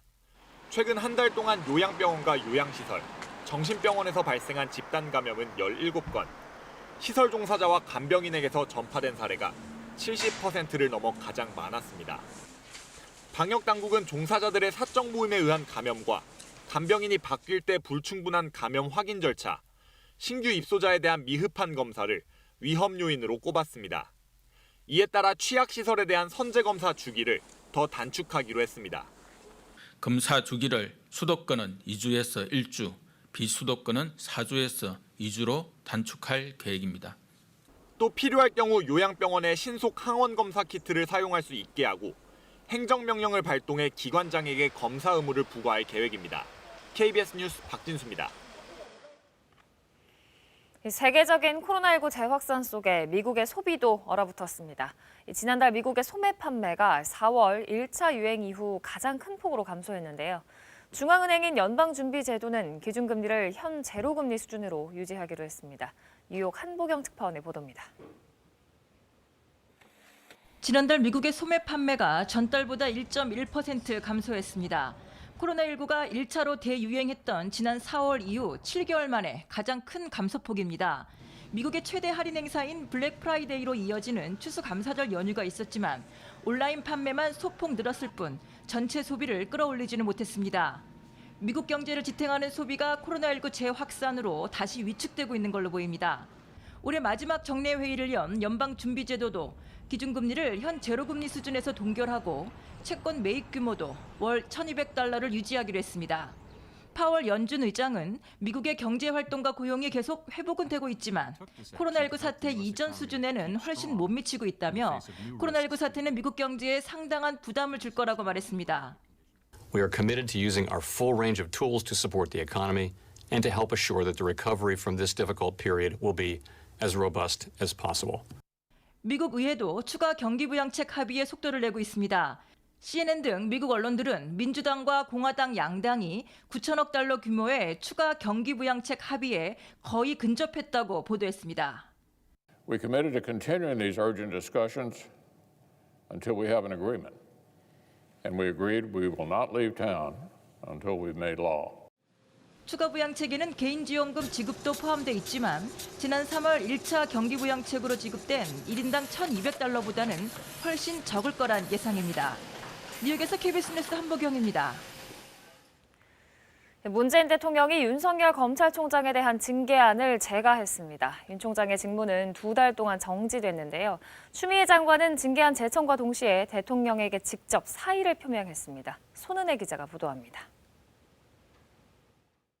문재인 대통령이 윤석열 검찰총장에 대한 정직 2개월 징계안을 제거했습니다. 검찰총장 징계안은 대통령 제거와 함께 곧바로 효력이 발생합니다. 이에 따라 윤 총장은 앞으로 2달 동안 직무가 정지됩니다. 지난달 24일 추 법무장관이 윤 총장에 대해 직무 배제와 징계 청구를 발표한 지 22일 만입니다. 문 대통령은 검찰총장 징계라는 초유의 사태에 대해 국민에게 사과하면서도 이번 일이 검찰개혁의 시작이 되길 바란다고 밝혔습니다. 검찰이 바로 서는 계기가 되길 바란다. 검찰총장 징계를 둘러싼 혼란을 일단락 짓고 법무부와 검찰의 새로운 출발을 기대한다고 말했습니다. 추미애 법무부 장관은 대통령에게 직접 사의를 표명했습니다. 청와대 고위 관계자는 권력기관 개혁 입법이 마무리되면서 추 장관 스스로 소임을 다했다고 판단한 것으로 보인다고 평가했습니다. 문 대통령도 같은 맥락에서 추 장관에 특별히 감사를 표했습니다. 추미애 장관의 추진력과 결단이 아니었다면 공수처와 수사권 개혁을 비롯한 권력기관 개혁은 불가능했을 것이다. 사표 수리 여부에 대해선 앞으로 숙고해서 수용 여부를 판단하겠다고 밝혔습니다. 이와 함께 청와대는 이번 대통령 재가에 대해서 객관적이고 독립적인 징계위원회의 결정을 수용한 것이라고 거듭 강조했습니다. 또 윤 총장이 법적 투쟁을 예고한 데 대해서는 청와대가 평가하는 것이 적절하지 않다고 전했습니다. KBS 뉴스 손은혜입니다. 윤석열 총장은 법적 대응에 대한 의지를 굽히지 않았습니다. 정직 2개월의 징계가 불법, 부당한 조치라고 주장했는데요. 빠른 복귀를 위해서 집행 정지를 받아내는데 주력할 걸로 보입니다. 장덕수 기자입니다. 윤석열 검찰총장 측은 징계위 의결이 나오자 강력 반발했습니다. 임기제 검찰총장을 내쫓기 위한 불법 부당한 조치라며 징계위가 위법한 절차와 실체 없는 사유를 내세웠다고 주장했습니다. 검찰의 정치적 중립성, 독립성과 법치주의가 심각하게 훼손됐다고도 했습니다. 윤 총장 측은 특히 헌법과 법률에 정해진 절차에 따라 잘못을 바로잡겠다고 밝혀 법적 대응 방침을 분명히 했습니다. 대통령 재가까지 징계 절차가 모두 마무리되면서 윤 총장 측은 징계 처분에 대한 취소 소송과 함께 징계 효력을 정지해달라는 집행정지 신청을 낼 것으로 보입니다. 특히 7개월가량 남은 윤 총장 임기를 감안할 때 수개월이 걸리는 취소 소송보다 빠른 복귀가 가능한 집행정지 결정을 받아내는 데 주력할 전망입니다. 앞서 직무 배제 때처럼 정직 처분으로 인해 직무 수행을 못하는 만큼 임기가 정해진 검찰총장에게 회복할 수 없는 손해가 발생한다고 주장할 것으로 보입니다. 징계위 내내 주장한 절차적 문제도 최대한 부각시킬 전망입니다. 하지만 추미애 장관이 명령한 직무 배제 때와는 달리 이번 결정은 징계위라는 정식 절차를 거치고 대통령 재가까지 났다는 점에서 상황이 같지는 않습니다. 이 때문에 집행정지 신청을 받아들일 경우 대통령의 인사권을 침해한 거라는 지적이 제기될 수 있는 만큼 법원도 부담을 가질 수 있다는 관측도 나옵니다. 이런 가운데 전직 검찰총장 9명은 입장문을 내고 이번 징계가 총장 임기제의 취지를 훼손한다며 법치주의에 큰 오점이 될 것이라고 비판했습니다. KBS 뉴스 장덕수입니다. 오거돈 전 부산시장에 대해 검찰이 강제추행 혐의로 사전 구속영장을 청구했습니다. 지난 6월에 이미 한 차례 구속영장 청구가 있었지만 받아들여지지 않았는데요. 이번에 구속 여부를 결정할 법원의 심사는 내일 열릴 예정입니다. 보도에 정민규 기자입니다. 검찰이 오거돈 전 부산시장에 대한 사전 구속영장을 청구했습니다. 검찰은 지난 14일 오 전 시장을 불러 조사를 벌였고 그제 사전 구속영장을 부산지법에 청구한 거로 확인됐습니다. 검찰이 오 전 시장에게 적용한 혐의는 강제추행입니다. 앞서 오 전 시장은 지난 4월 집무실 등에서 여직원을 성추행한 혐의를 인정하며 사퇴했습니다. 이후 전담 수사팀을 꾸린 경찰이 지난 6월 한 차례 오 전 시장에 대한 구속영장을 청구한 바 있습니다. 하지만 당시 부산지법은 오 전 시장이 범죄를 인정하고 있고 증거인멸이나 도주의 우려가 없다고 판단해 영장을 기각했습니다. 이후 경찰은 수사를 마무리하고 불구속 기소 의견으로 검찰에 사건을 넘겼습니다. 지난 8월 사건을 송치받은 검찰은 보안 수사에 나섰고 지난달에는 부산시청에 대한 전격 압수수색에 나서기도 했습니다. 이때 검찰은 오 전 시장 측근의 휴대전화 등 관련 증거를 확보한 거로 전해졌습니다. 부산지법은 오 전 시장에 대한 구속 여부를 결정할 구속 전 피의자 신문을 내일 오전 연다는 계획입니다. KBS 뉴스 정민규입니다. 유엔의 대북인권 결의안이 16년 연속 채택됐습니다. 북한에 대한 추가 제재를 권고해서 북측이 반발했습니다. 특히 이번에는 코로나19 때문에 북한의 인권 상황이 더 악화될 수 있다는 우려를 덧붙였습니다. 서지영 특파원이 워싱턴에서 전해왔습니다. 북한 인권 결의안은 표결 없이 전원 동의로 채택됐습니다. 지난달 18일 유엔 산하 제3위원회에서 통과돼 본회의에 상정된 결의안이 이견 없이 통과된 겁니다. 2005년 이후 올해로 16번째입니다. 결의안은 북한 내 고문과 성폭력, 정치범 강제 수용소, 종교와 집회 제약 등 인권 침해 실태를 지적했습니다. 이어 북한 인권 상황에 국제형사재판소 회부와 가장 책임 있는 자들에 대한 추가 제재 고려 등의 조치를 권고했습니다. 모두 2014년부터 7년 연속 결의안에 포함돼 왔던 내용으로 가장 책임 있는 자는 김정은 북한 국무위원장으로 받아들여져 왔습니다. 새롭게 추가된 것은 코로나19 여파로 인한 인권 상황 악화에 대한 우려입니다. 결의안에선 코로나19와 같은 보건 위기가 북한의 인도주의적 상황을 악화시킬 수 있다며 국제단체의 활동을 허락하라고 촉구했습니다. 지난 9월 서해 공무원 피격 사건을 구체적으로 언급하진 않았지만 북한 인권특별보고관의 보고를 받아들인다고 명시했습니다. 앞서 킨타나 보고관은 공무원 피격 사건과 관련한 대북 규탄과 함께 유가족 보상을 촉구했습니다. 북한은 결의안 채택에 강력히 반대했습니다. 김성주 유엔 북한 대사는 탈북자들이 지어낸 날조된 정보라며 정략적이고 심각한 도발이라고 주장했습니다. 그러면서 결의안을 주도한 유럽연합에 자국의 인권 침해나 신경 쓰라며 맞받아쳤습니다. 중국도 서방 국가들의 이중잣대를 지적하며 전원 동의 채택에 동참하지 않겠다고 밝혔습니다. 이번에 통과된 결의안에는 EU 국가들 외에 일본, 미국, 영국 등 58개 회원국이 공동제안국으로 이름을 올렸습니다. 한국은 지난해부터 2년 연속 공동제안국에 참여하지 않았고 전원 동의에만 동참했습니다. 워싱턴에서 KBS 뉴스 서지영입니다.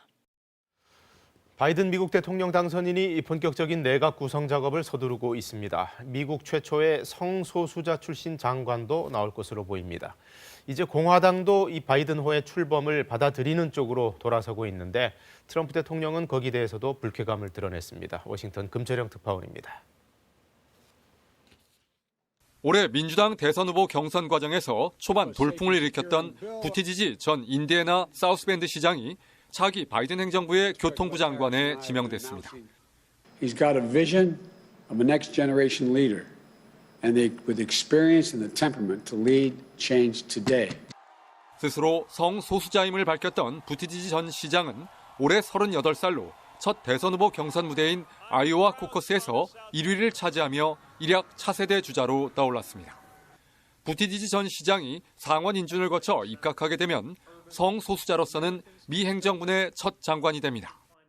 I'm also mindful that the eyes of history are on this appointment, knowing that this is the first time an American president has ever sent an openly LGBTQ cabinet member to the Senate for confirmation.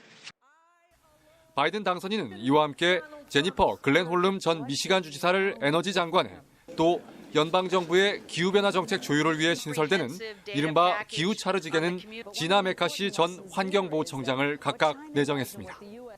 이로써 기후변화 특사로 내정된 존 캐리 전 국무장관과 함께 바이든 행정부의 기후변화 정책을 이끌 핵심 인사들의 면모가 모두 드러났습니다. 이런 가운데 미치 맥코넬 공화당 상원 원내대표가 의회 연설을 통해 조 바이든 당선인에게 축하하고 싶다며 바이든의 승리를 인정했습니다. 해리스 부통령 당선자에 대해서도 미국인들이 처음으로 여성 부통령을 갖게 돼 자부심을 느끼게 됐다고도 했습니다. 하지만 트럼프 대통령은 공화당은 싸우는 법을 배워야 한다. 사람들은 화가 나 있다며 공화당 내 바이든의 당선을 인정하는 분위기가 확산되는 것에 대해 불편한 심경을 내비쳤습니다. 워싱턴에서 KBS 뉴스 금채랑입니다. 한국의 대표적인 불교 행사 연등회가 유네스코 인류무형문화유산으로 최종 등재됐습니다. 약자를 위한 배려, 또 종교를 넘어선 포용성이 깃들어 있다는 점이 높은 평가를 받았습니다. 안다영 기자가 전해드립니다. 형형색색의 등을 든 수많은 인파의 행렬, 부처의 탄생을 기념하고 축하하는 대표적인 불교 행사 연등회입니다. 연등회가 유네스코 인류무형문화유산으로 등재됐습니다. 어제 프랑스 파리 유네스코 본부에서 열린 무형유산보호 정부간위원회에서 등재가 최종 확정됐습니다. 우리나라를 대표하는 전통 문화이자 살아있는 문화인 연등회의 중요성을 국제사회가 인정한 것으로 환희심을 가지고 축하합니다. 사회적으로 어려움이 있을 때 단합과 위기 극복에 이바지한다는 점, 국적과 인종, 종교, 장애를 넘는 포용성을 지녔다는 점에서 인류의 유산으로 가치를 인정받았습니다.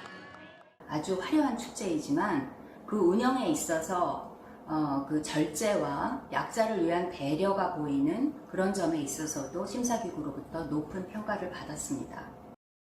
삼국사기에 신라왕이 황룡사에 가서 연등을 보고 잔치를 베풀었다는 기록이 남아있을 정도로 오랜 역사를 자랑하는 연등회. 이제 세계인이 함께하는 축제의 장으로 거듭나게 됐습니다. 연등회의 전승과 보호를 위해 더욱 노력하겠습니다. 종교를 떠나 전 세계인의 사랑을 받는 각별한 문화유산으로 만들어 나가겠습니다. 우리나라는 2001년 종묘제례와 종묘제례학을 필두로 판소리와 강강술래, 씨름 등에 이어 연등회까지 인류 무형문화유산 21건을 보유하게 됐습니다. KBS 뉴스 안다영입니다. 음주 운전자가 몰던 트럭이 횡단보도를 건너던 70대 노인을 덮쳤습니다. 할머니는 위중한 상태인데요. 사고를 낸 운전자는 그대로 현장을 벗어났다가 붙잡혔습니다. 알고 달아난 건 아니라고 주장을 하는데 직접 보고 판단을 해보시죠. 김용덕 기자입니다. 횡단보도를 지나는 행인 2명. 트럭 한 대가 후진하더니 두 사람을 밀어 쓰러뜨립니다. 잠시 멈춘 트럭이 다시 움직이자 놀라 소리를 치고 차를 두들겨보지만 그대로 한 사람을 밟고 지나갑니다. 아주머니가 이렇게 사람 있다고 이렇게 얘기했는데 갑자기 또 뒤로 후진해가지고 사람을 밟고 그냥 가버리더라고요. 사고가 발생한 횡단보도입니다. 트럭은 항해를 하는 피해자를 뒤로 한 채 곧바로 현장을 벗어났는데요. 다른 승용차 운전자가 뒷쫓아가 붙잡아왔습니다. 피해자는 장애로 거동이 불편했던 70대 할머니와 60대 요양보호사 등 2명. 특히 길바닥에 넘어져 차에 깔린 할머니는 턱과 골반 등이 부러지고 복부 출혈이 발생하는 등 위중한 상황입니다. 소리도 치시고 하셨는데 어떻게 그렇게 그냥 갈 수가 있는지 저는 더 그게 심한 따름입니다. 저희 가족은. 음주 측정 결과 트럭 운전자 A씨의 혈중 알코올 농도는 면허 정지 수준. 트럭엔 동승자 3명도 있었습니다. 경찰 조사에서 A씨는 사고 사실을 알고 달아난 건 아니라고 주장한 것으로 전해졌습니다. 단순으로 접수하고 그냥 다 가셨더라고요. 경찰에서는 최선을 다해서 조사를 한번 다시 하겠다. 처음엔 단순 사고라 자기들도 인지를 못한 건 죄송하다 이렇게 얘기는 들었습니다. 경찰은 교통사고 처리 특례법상 치상 등 혐의로 A씨를 입건하고 구호 조치 없이 현장을 벗어난 이유 등을 조사하는 한편 동승자들의 음주운전 방조 여부도 수사 중입니다. KBS 뉴스 김용덕입니다. 오늘도 매서운 한파에 대비한 옷차림 든든하게 하셔야겠습니다. 강원 일부 지역은 아침 기온이 영하 15도 아래로 내려갔는데요. 평창 면호는 영하 24.1도로 출발했고 파주도 영하 17.3도, 봉화와 보은, 장수도 영하 10도 아래로 기온이 내려갔습니다. 서울도 오늘 아침 기온 영하 11.1도로 어제만큼 춥습니다. 낮에는 기온이 조금 오르겠습니다. 내일은 일시적으로 기온이 오르긴 하겠지만 다시 찬바람이 불어오면서 토요일 아침에는 서울 기온이 영하 11도까지 뚝 떨어지겠습니다. 서해상과 동해상으로는 찬바람이 계속해서 불어오면서 눈구름대가 만들어지고 있는데요. 이 때문에 오늘 늦은 밤부터 다시 영향을 받기 시작해서 중부지방과 경북 북부 지역에는 눈이나 비가 내리겠습니다. 경기 남부와 강원 영서 남부 지역, 충북 북부에는 최고 7cm 정도의 눈이 내릴 것으로 예상됩니다. 반면 동쪽 지역은 대기가 무척 건조합니다. 특히 동해안 지역으로는 건조 경보가 발효 중이니까요. 화재 예방에 각별히 유의하셔야겠고요. 수도권 지역으로도 건조주의보가 확대됐습니다. 현재 기온 어제 아침과 비슷합니다. 서울이 영하 10.8도, 대구 영하 5.2도, 전주는 영하 6.3도까지 떨어져 있는데요. 한낮에는 어제보다 3, 4도가량 기온이 높겠습니다. 서울이 영하 1도, 대구 4도, 대전 2도, 광주 4도에 머물겠습니다. 바다의 물결은 동해상과 제주 해상에서 최고 3에서 4m까지 높게 일겠습니다. 오늘 밤부터 내리는 눈은 내일 오후에 차츰 그칠 것으로 예상되고요. 이후에는 대체로 맑은 날씨가 이어지겠습니다. 날씨 전해드렸습니다. 코로나19 병상 부족 문제가 연일 보도되고 있습니다만 사실 병상뿐 아니라 의료진의 부족 문제도 심각합니다. 환자는 급증하는데 의사, 간호사는 당장 늘릴 수가 없으니 기존 인력들이 엄청난 하중을 받고 있습니다. 양민철 기자가 취재했습니다. 인천에 하나뿐인 공공의료기관인 인천의료원입니다. 코로나19 중환자 4명을 돌보다가 최근 2명이 더 늘었습니다. 지난 주말에 갑자기 병동에서 환자들이 안 좋아졌어요.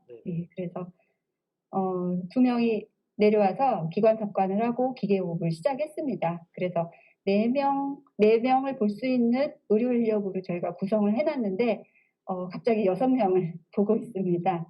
돌봐야 할 환자는 늘었지만 의료 인력은 그대로입니다. 저희는 주어진 상황에 어쩔 수 없이 해야 되는 상황이고 번아웃 상태이고요. 아무것도 못하고 집에 가면은 누워서 잠도 잘 안 온다고 그러더라고요. 누워만 있다가 또 3교대 근무되면 시간 되면 나오고 몇 시간 동안 음압병동에서 그렇게 중환자를 보고 기관 삽관을 하고 또 라인을 잡고 이렇게 하고 나면 기진맥진하거든요. 그래도 또 다음날 나와서 일을 해야지 되고 그런 문제가 있습니다. 다른 중증 질환보다 특히 코로나19 중환자를 돌보기가 더 까다롭다는 게 문제입니다.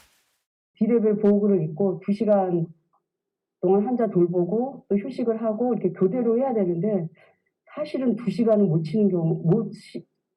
쉬고 계속 일을 연속적으로 3시간, 4시간까지 어떨 때는 그 PAP라는 보호장구 배터리를 갈아가면서까지 응급 상황에서는 해야 될 수밖에 없는.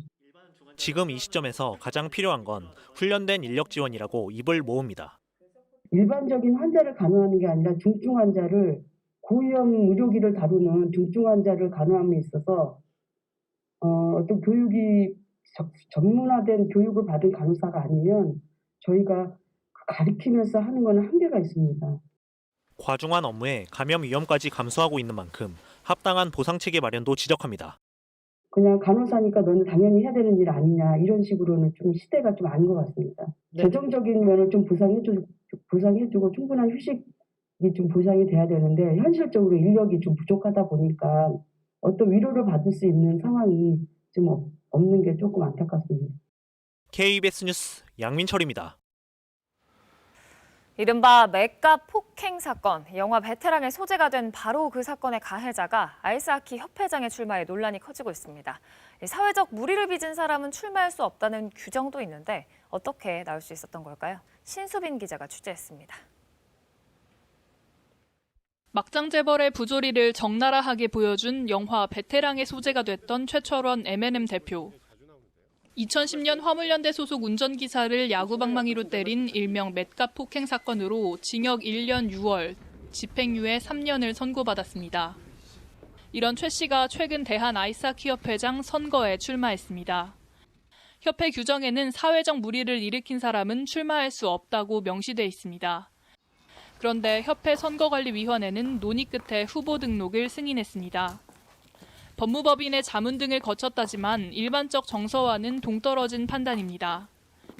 뚜렷한 기준이 있는 게 아니기 때문에 해석상 집행유예는 이 정도 범위에 해당하지 않는다라고 넓게 해석을 한 것으로 보이고요. 일반인의 상식선에서 바라본 것과는 조금 거리가 멀다고 볼 수도 있을 것 같습니다.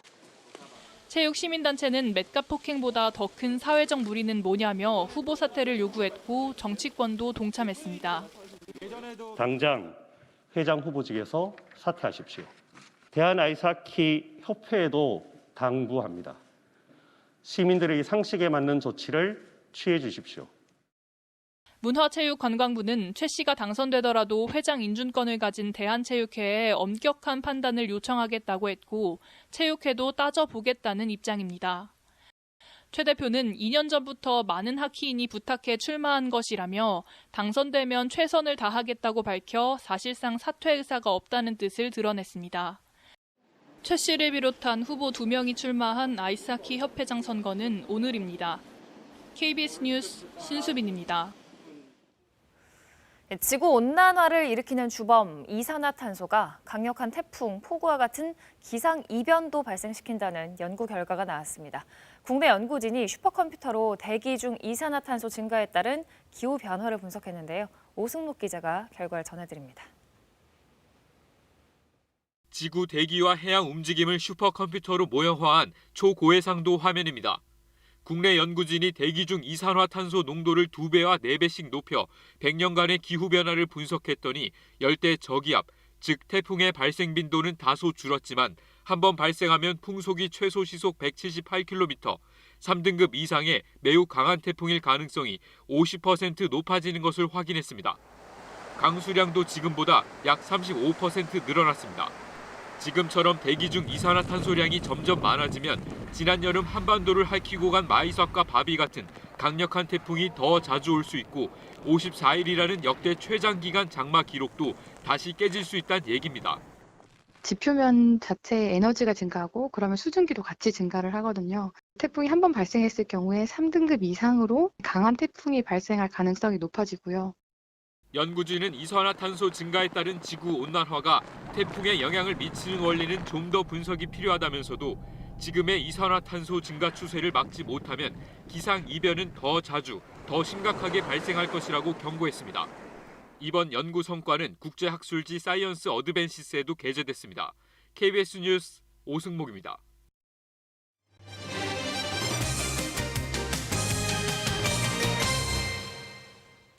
11월 취업자 수가 또 줄면서 9개월째 감소세가 이어졌습니다. IMF 외환 위기 이후 가장 긴 기간 동안 고용시장이 얼어붙은 건데요. 그나마 다행스러운 건 전달보다는 취업자 감소폭이 줄었다는 사실인데 앞으로가 더 걱정입니다. 자세한 내용 김수현 기자가 전해드립니다. 고깃집을 운영하는 심태섭 씨는 지난달 직원 2명을 내보내야 했습니다. 매출이 지난해보다 80% 넘게 줄었기 때문입니다. 3명에서 지금 1명만 데리고 같이 일을 하고 있는 상황입니다. 하루하루 가만히 있는 게 스트레스가 받게 돼요. 이렇게 코로나19 충격이 이어지면서 지난달 취업자 수는 1년 전보다 27만 명 넘게 감소했습니다. 9달 연속 줄어 IMF 외환위기 이후 가장 긴 하락세입니다. 그나마 일자리 감소폭은 전달보다 작아졌습니다. 41만 개 넘게 사라졌던 숙박 음식점업과 도소매업 일자리가 32만 개 정도 주는 데 그쳤기 때문입니다. 사회적 거리두기 완화 역량으로 일부 업종의 개선 효과가 나타나면서 축소된 것으로 보여집니다. 하지만 이런 흐름이 이어지지 않을 가능성이 높습니다.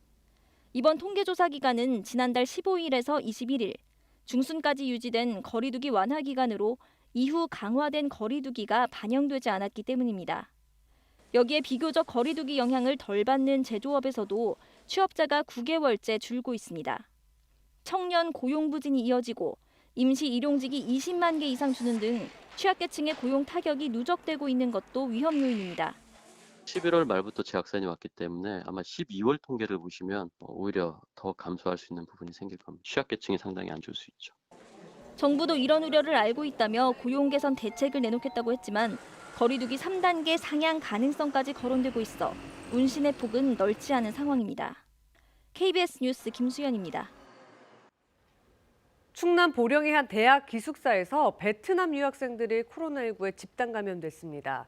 이 기숙사엔 다른 나라 유학생들도 함께 지냈지만 유독 베트남 유학생들 사이에서만 확진자가 나왔는데요. 밀폐된 실내에서 함께 음식을 먹은 것이 감염 원인으로 추정되고 있습니다. 유진환 기자의 보도입니다. 코로나19에 집단 감염된 베트남 유학생들이 생활한 대학 기숙사입니다. 이 기숙사 2층은 베트남 유학생 50명과 함께 우즈베키스탄과 태국 유학생 17명 등 67명이 생활하는 유학생 전용 공간입니다. 지난 14일 첫 확진자가 나온 뒤 유학생 모두를 검사했는데 베트남 유학생 사이에서만 20명의 확진자가 나왔습니다. 방역당국은 베트남 학생들이 별도의 밀폐된 공간에서 음식을 함께 만들어 먹었다는 것에 주목하고 있습니다. 이 과정에서 집단 감염된 것으로 추정하고 있습니다. 음식이 입맛에 안 맞는 학생들이 있어서 별도 건물의 지하 공간에 전용 조리 공간이 있습니다. 거의 베트남 학생들 전용 공간처럼 됐습니다. 지역사회 확산 우려도 커지고 있습니다. 확진 판정을 받은 베트남 학생 가운데 13명이 지난 주말 식당 등에서 아르바이트를 한 것으로 확인됐기 때문입니다. 방역당국은 이들 학생들의 동선과 접촉자 파악에 나서는 한편 이 대학 학생과 교직원 700여 명에 대해 전수 검사를 진행하고 있습니다. 그쪽에서 양성으로 나오면 그것이 2차, 3차 감염이 되기 때문에 그런 부분을 좀 더 세심하게 챙기고. 집단 감염에다 지역사회 확산 우려까지 커지자 보령시는 사회적 거리두기를 2.5단계로 강화했습니다. KBS 뉴스 유진환입니다. 코로나19로 어느 때보다 마스크 쓰기와 사회적 거리두기 등 기본적인 방역 수칙 이행이 절실한데요. 하지만 일부 게스트하우스에선 연쇄 감염을 일으킬 수 있는 파티가 열리고 있습니다. 박상희 기자가 취재했습니다. 강릉의 한 유명 게스트하우스 예약 사이트입니다. 숙박과 바베큐 파티 모두 이용할 수 있는 상품이 판매되고 있습니다. 이번 주는 물론 내년 초까지 예약이 가능합니다. 강릉에선 사회적 거리두기 2.5단계로 숙박시설이 주관하는 파티와 행사가 일절 금지됐지만 지켜지지 않고 있는 겁니다. 게스트하우스 파티도 해요? 네, 저희 다 진행하고요. 열이 높으시거나 코로나 의심 증상이 있으시면은 따로 참가 못하시고. 전화를 끊자마자 파티 안내 문자도 발송됩니다. 다른 게스트하우스들도 비슷합니다. 예전과 달리 파티가 일찍 끝나는 데다 공간도 분리돼 있어 괜찮다고 말합니다. 바베큐 파티는 해요. 9시까지만. 완전 다른 건물 3층에 사니까 마주칠 일이 없어요. 감염 걱정이 되면 독시를 주겠다는 제안도 합니다. 저희가 여유가 있으면은 그냥 혼자 사용하실 수 있는 방을 드릴 수도 있어요. 술 마시며 재밌게 놀고 왔다는 파티 참여자들의 최근 후기도 쉽게 찾아볼 수 있습니다. 하지만 강릉시는 파티장만 별도로 일반 음식점으로 등록된 경우 단속 대상이 아닌 데다 단속을 한다 해도 파티 현장을 직접 포착해야 해 어려움이 크다고 토로합니다. 방역에 온 국민의 협조가 절실한 이때에 얌체 상온이 판치면서 코로나19 감염 확산 우려를 키우고 있습니다. KBS 뉴스 박상희입니다. 지난해 경영 일선에서 물러난 김재철 동원그룹 명예회장이 카이스트의 거액의 사재를 기부하기로 했습니다. 이 재원이 우리나라를 인공지능 AI 강국으로 도약시키는 마중물이 되기를 바란다고 밝혔습니다. 양민호 기자입니다. 김재철 동원그룹 명예회장이 카이스트에 앞으로 10년 동안 500억 원을 기부하기로 약속했습니다. 인공지능 AI 분야에서 과학인재 양성과 연구에 써달라는 게 김 회장의 바람입니다. 거꾸로 제작된 세계 지도를 집무실에 걸어놓고 태평양을 바라보며 기업을 경영했던 김 명예회장. 원로기업인은 이제 데이터라는 새로운 바다에서 인공지능 융복합 기술을 통해 카이스트가 신대륙을 개척해줄 것을 기대하고 있습니다. 우리가 국력을 모아 AI 개발 경쟁에 나선다면 AI 선진국이 될 수 있고 나아가 처음으로 우리 대한민국이 세계사에 공헌하는 기회가 될 수도 있다고 생각합니다. 카이스트는 기부자의 뜻을 살려 지난해 개원한 AI 대학원을 김재철 AI 대학원으로 이름 지었습니다. 또 현재 13명인 AI 대학원의 전임 교원을 오는 2030년까지 40명으로 확충하고 기부금 전액을 AI 연구 분야에 투자할 예정입니다. 우리나라를 4차 산업혁명 시대의 선도국으로 견인하고 인류의 번영과 발전에 기여하며 존재 가치를 드러내는 출발점이라고 생각을 합니다. 카이스트에는 올해만 1,474억여 원의 발전기금 약정이 이루어지는 등 과학기술의 인재 육성을 바라는 뜻깊은 기부가 이어지고 있습니다. KBS 뉴스 양민호입니다. 이 시각 출근길 교통 상황 알아보겠습니다. 서울경찰청입니다. 안녕하십니까. 목요일 아침 교통정보입니다. 우리나라 교통사고 사망자 약 3명 중 1명은 60세 이상 고령층이라는 조사 결과가 있는데요. 겨울철에는 특히 교통약자를 배려하는 운전 문화가 필요하겠습니다. 동부간선도로 상습 정체 구간 창동교에서 상계교 사이는 의정부 방향과 성수 방향 모두 일찍부터 정체 시작되면서 답답한 흐름 보이고 있습니다. 회기역 앞은 소통 원활하고요. 다만 이어지는 떡정교 지나 청량리 경동시장까지는 신호대기 차량 꼴이 길어지고 있습니다. 계속해서 왕산로 흥인지문 일대 종로 5가 쪽으로 교통량 늘어나고 있는 모습이고요. 대방로 보라매역에서 대방역 사이는 큰 불편 없겠습니다. 여의교 지나 원효대교 남단 이동하시기에는 한양아파트 앞 교차로에서 짧은 정체 있어 참고하셔야겠습니다.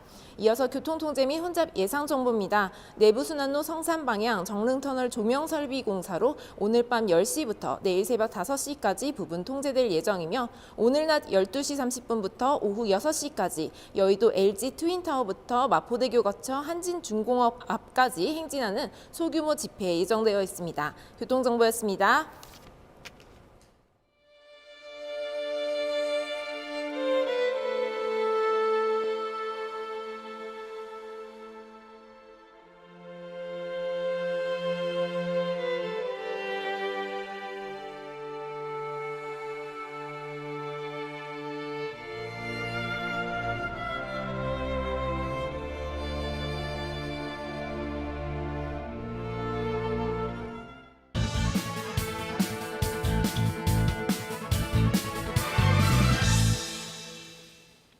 헌정사상 처음으로 검찰총장을 중징계하는 사태가 현실화됐습니다. 법무부 징계위원회가 어제 윤석열 검찰총장에게 정직 2개월의 중징계를 의결했습니다. 재판부 사찰 의혹 문건 작성 및 배포, 채널A 사건 관련 감찰 및 수사 방해, 정치적 중립훼손 등을 인정한 결과입니다. 언론사 사주와의 만남 등 다른 사유는 불문이나 무혐의 처리했습니다. 엇갈린 반응들이 쏟아져 나왔습니다. 민주당은 징계위의 결정을 존중한다며 검찰개혁의 분명한 이유라고 밝혔습니다. 반면 국민의힘은 혐의에 실체도 없고 상식에 반하는 폭주에 광기를 더하고 있다고 비판했고, 정의당은 정당성 등 징계위원회의 한계를 고려한 대통령의 결정이 있어야 한다고 논평했습니다. 추미애 법무장관과 윤석열 총장 간의 갈등은 모든 이슈를 삼킨 블랙홀이었습니다. 6월 채널A 관련 사건과 10월 라임 금융 사기 사건이 대표적입니다.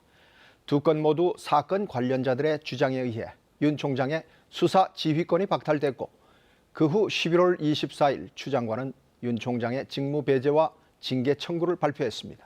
12월 1일 법무부 감찰위원회가 추 장관의 징계 청구와 직무 배제, 수사 의뢰 모두 부적정하다고 결론 내리고, 서울행정법원이 윤 총장의 직무집행 정지 처분 효력 정지 신청을 인용했지만 법무부는 징계위를 강행해 정직 2개월의 처분을 내렸습니다. 하지만 윤 총장은 불법 부당한 조치라며 잘못을 바로잡겠다는 입장이어서 논란은 계속될 수밖에 없습니다. 검찰총장 징계 사태가 불러올 후유증과 부작용이 없도록 정치력이 발휘돼야 합니다. 특히 이번 사태가 지나치게 소모전 양상으로 흐르면서 가뜩이나 코로나로 씨름하는 국민들에게 많은 피로감과 냉소를 불러왔습니다. 검찰에 대한 민주적 통제와 검찰의 독립성, 중립성은 우선순위를 가릴 수 없는 핵심 가치입니다. 국민은 선출직이든 임명직이든 모든 권력은 오직 국민을 위해 쓰이고 절제되길 원합니다. 검찰개혁의 의미와 본질이 뭔지에 대한 근본적인 성찰도 필요한 상황입니다. 뉴스 해설이었습니다. 나흘째 몸이 절로 움츠러드는 강추위가 이어지고 있습니다. 대부분 지역의 기온이 영하로 떨어졌고요. 특히 강원 일부 지역은 아침 기온이 영하 15도 아래로 떨어졌습니다. 이렇게 하얀색으로 표시된 지역이 영하 15도 아래로 내려간 지역입니다. 오늘 평창 면호는 아침 기온 영하 24.1도로 출발했고요. 파주와 봉화가 영하 17.3도, 보은과 장수, 서울도 영하 10도 아래로 기온이 내려가면서 어제만큼 춥습니다. 그래도 낮부터는 기온이 조금 오르겠습니다. 오늘 서울의 낮 기온 영하 1도 예상되고요. 금요일인 내일은 추위가 잠시 주춤하겠지만 또다시 찬바람이 불어오면서 토요일 아침에는 영하 10도 안팎의 추위가 또다시 찾아오겠습니다. 지금 위성 영상을 살펴보면 북서쪽에서 찬바람이 계속 불어오는데 비교적으로 따뜻한 해상을 지나면서 구름대가 발달한 것을 볼 수가 있습니다. 이 때문에 지난 사흘간 서해안과 제주도 또 울릉도에는 많은 양의 눈이 내렸는데요. 오늘 낮까지 제주 산지와 울릉도 독도에는 1에서 최고 5cm 정도의 눈이 내려 쌓이겠고요. 오늘 밤부터는 다시 눈구름대의 영향을 받으면서 중부와 전북, 경북 지역을 중심으로 비나 눈이 내리겠습니다. 경기 남부와 강원 영서 중남부 지역 그리고 충청 북부 지역에는 2에서 최고 7cm, 서울과 경기 북부, 강원 영서 북부 지역과 충남 북부 지역에는 1에서 3cm, 경북 북부 지역과 전북 북부 지역 그리고 충청 남부 지역에는 1cm 안팎의 눈이 내릴 것으로 예상됩니다. 반면 동쪽 지역은 대기가 무척 건조합니다. 지금 수도권으로도 건조주의보가 확대됐는데요. 동해안 지역에는 건조경보까지 내려져 있습니다. 날씨 정보 전해드렸습니다. 목요일 아침 뉴스 광장 마칩니다. 시청해주신 여러분 고맙습니다.